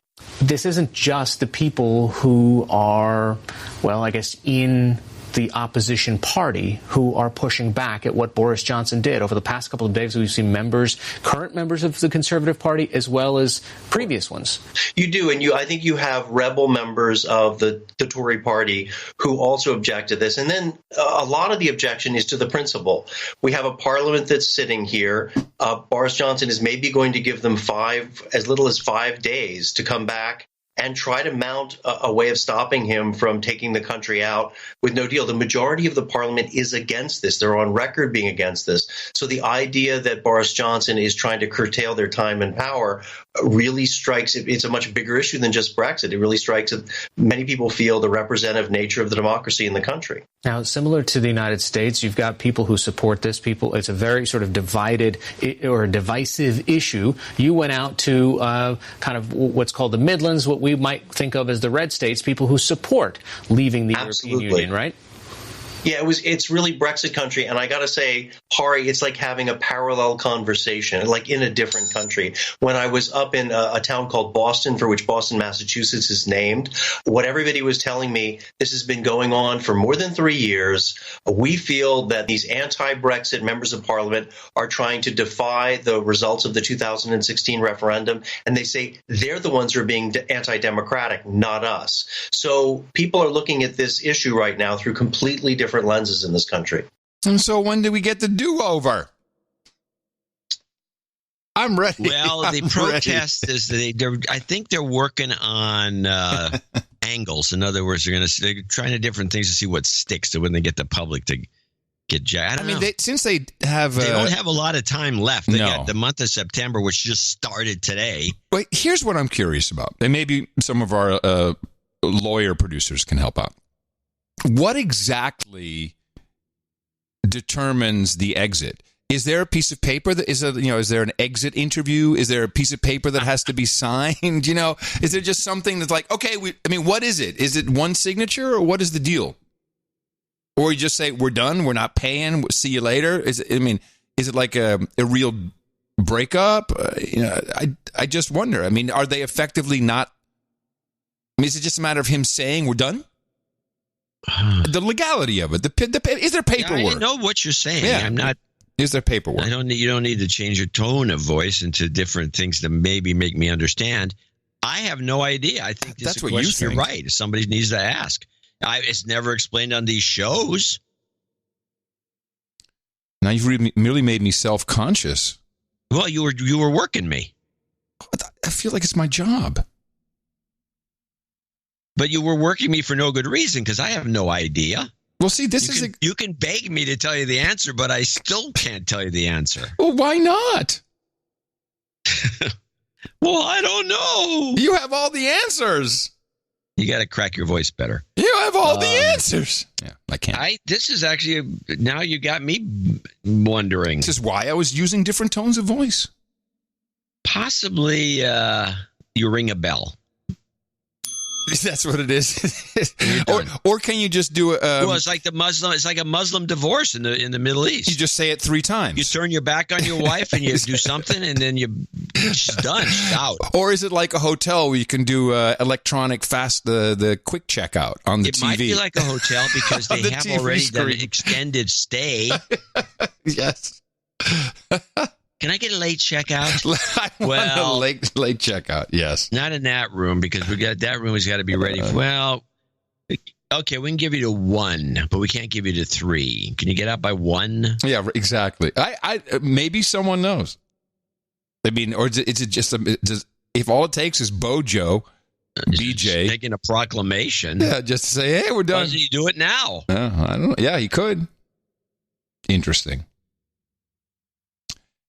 I only have one. Well, I have a couple quick non-clip updates. You have anything funny? Yes. Oh, good. Prince Andrew's lawyers are now claiming that the photo of him at Epstein's mansion is probably fake. It's a deep fake. How long has that photo been in play? It's the most ridiculous thing I've ever heard of. Oh, it's completely, no, that's fake. No, there's no evidence whatsoever. There is one other name I want to bring to our attention, and actually a couple of names, because now there's word of the Epstein associate no one's talking about, and her name is, she's a German-born ex-model. What is her name now? Oh, yeah, here we go. Nicole Junkermann. Never heard of her. No, but she was in a group that included Epstein and Ehud Barak, who, of course, we also saw in probably a fake photo. They had an app that they were creating that they wanted to... I guess they were working with the 911 system in the U.S., and this app, if there was an issue, then it would send, if you had a problem, you needed 911, you click the app, it sends like your entire life, your address book, your location, all of that stuff to the system, which seems like a great tracking mechanism. Mm-hmm. She also, in 2002, her company acquired the FIFA World Cup rights in Germany. So she's a player. Like the television rights.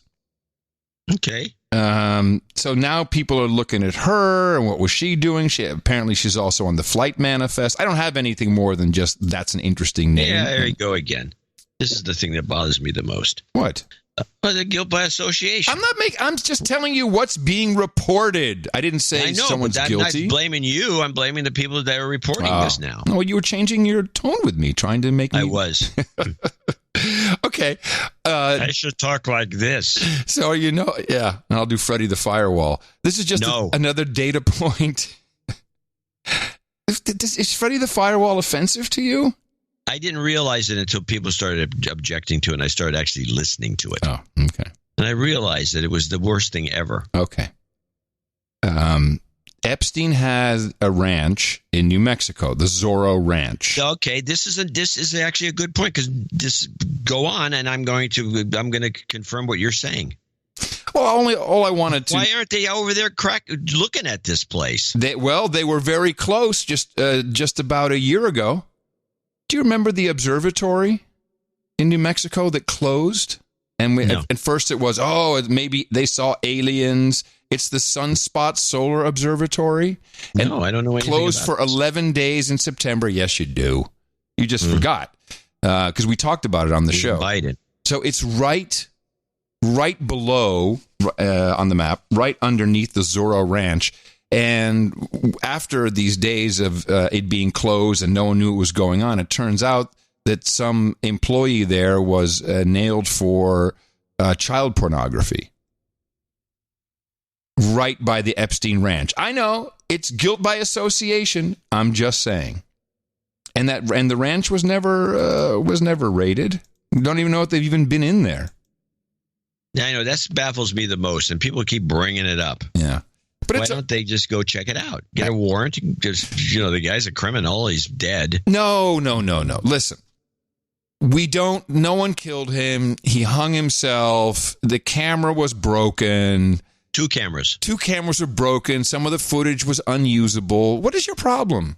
Don't you understand? The guards were asleep. It's a big nothing burger. There's nothing to see here.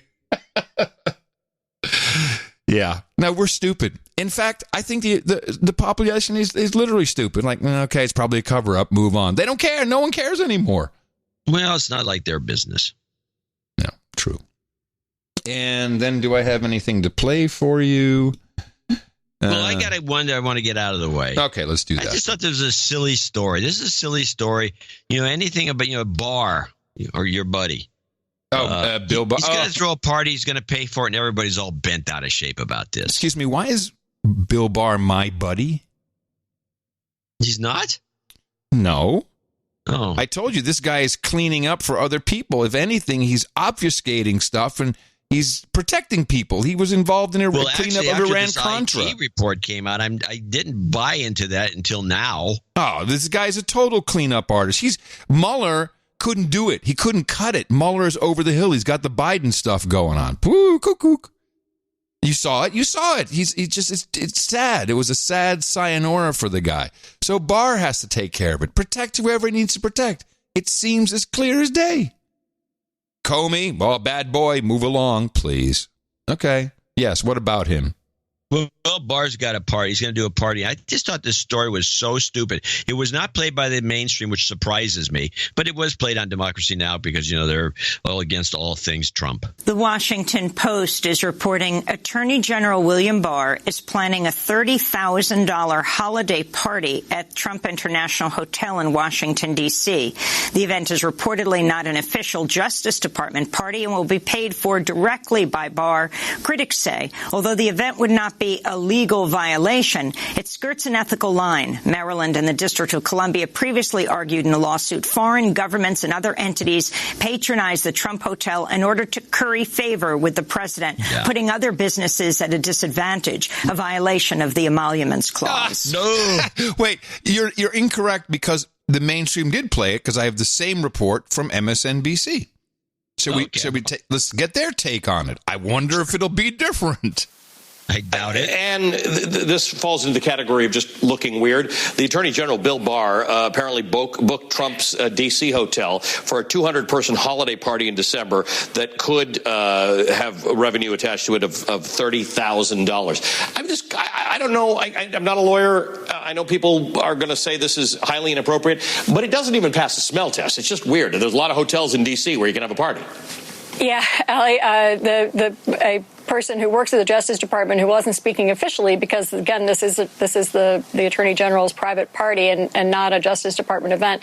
That Justice Department official said that the reason he selected the Trump Hotel a few blocks from the White House is because the other big hotels, fancy hotels in downtown Washington were booked.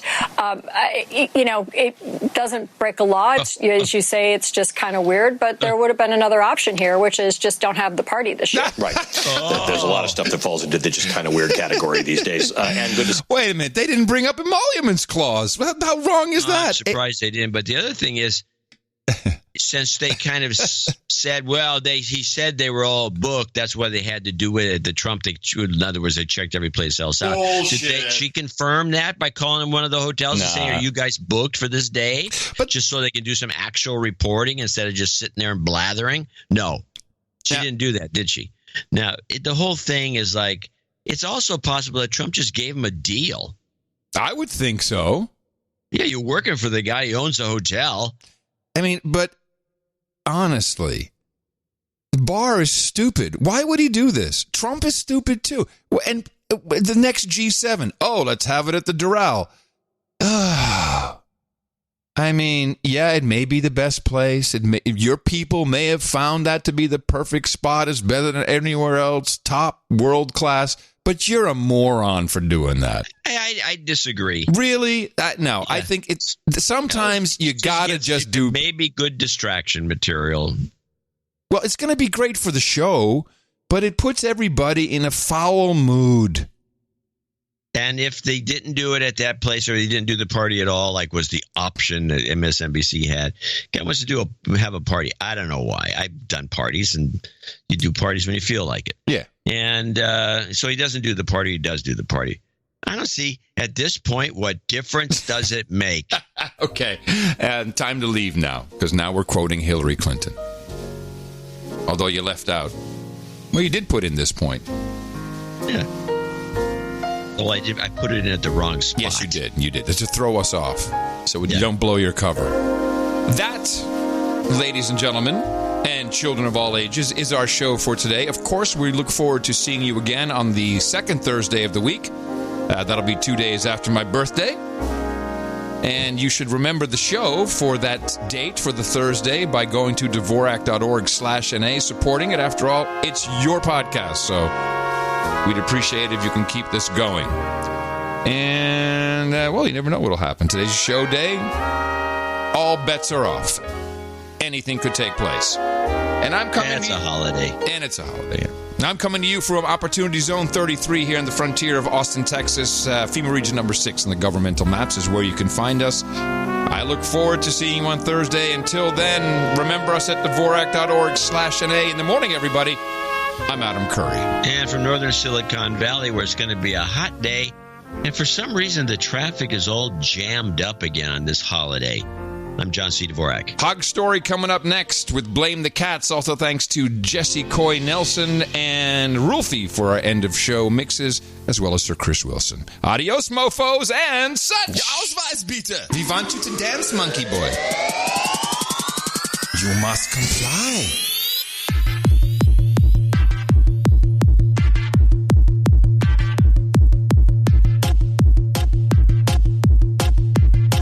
Must comply.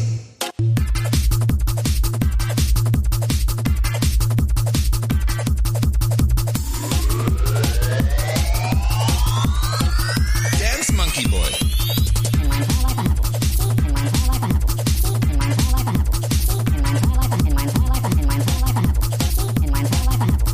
You must comply. You must comply.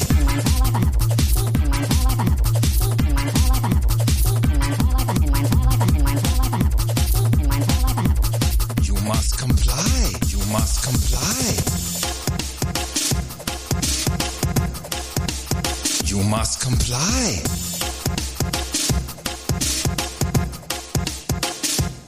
I mean, everyone watches porn.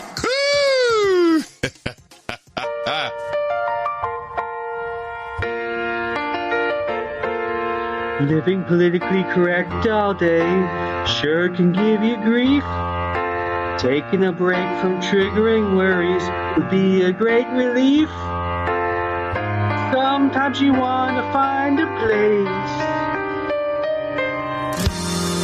where you can express any opinion you damn well please, without being treated like a pariah who's diseased.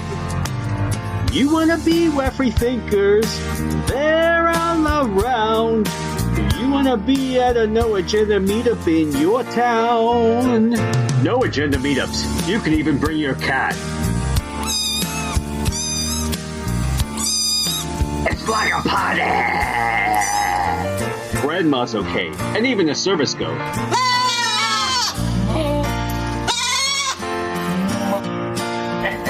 Don't laugh, Arlene. I ain't got time for that shit. All right, goodbye. Goodbye. We plan with no agenda, if that makes sense. Right. We plan with no agenda, if that makes sense. Right. It's like a party.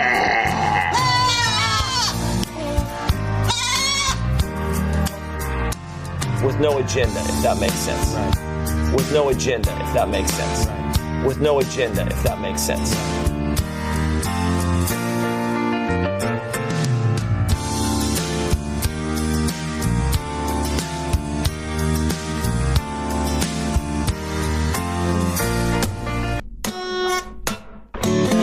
Happy birthday to you. Happy birthday to you.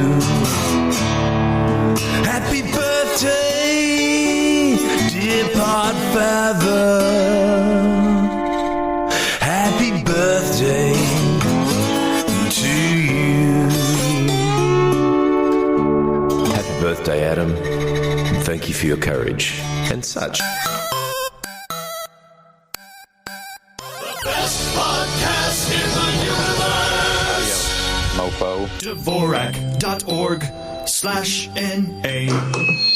Wow, I am really high.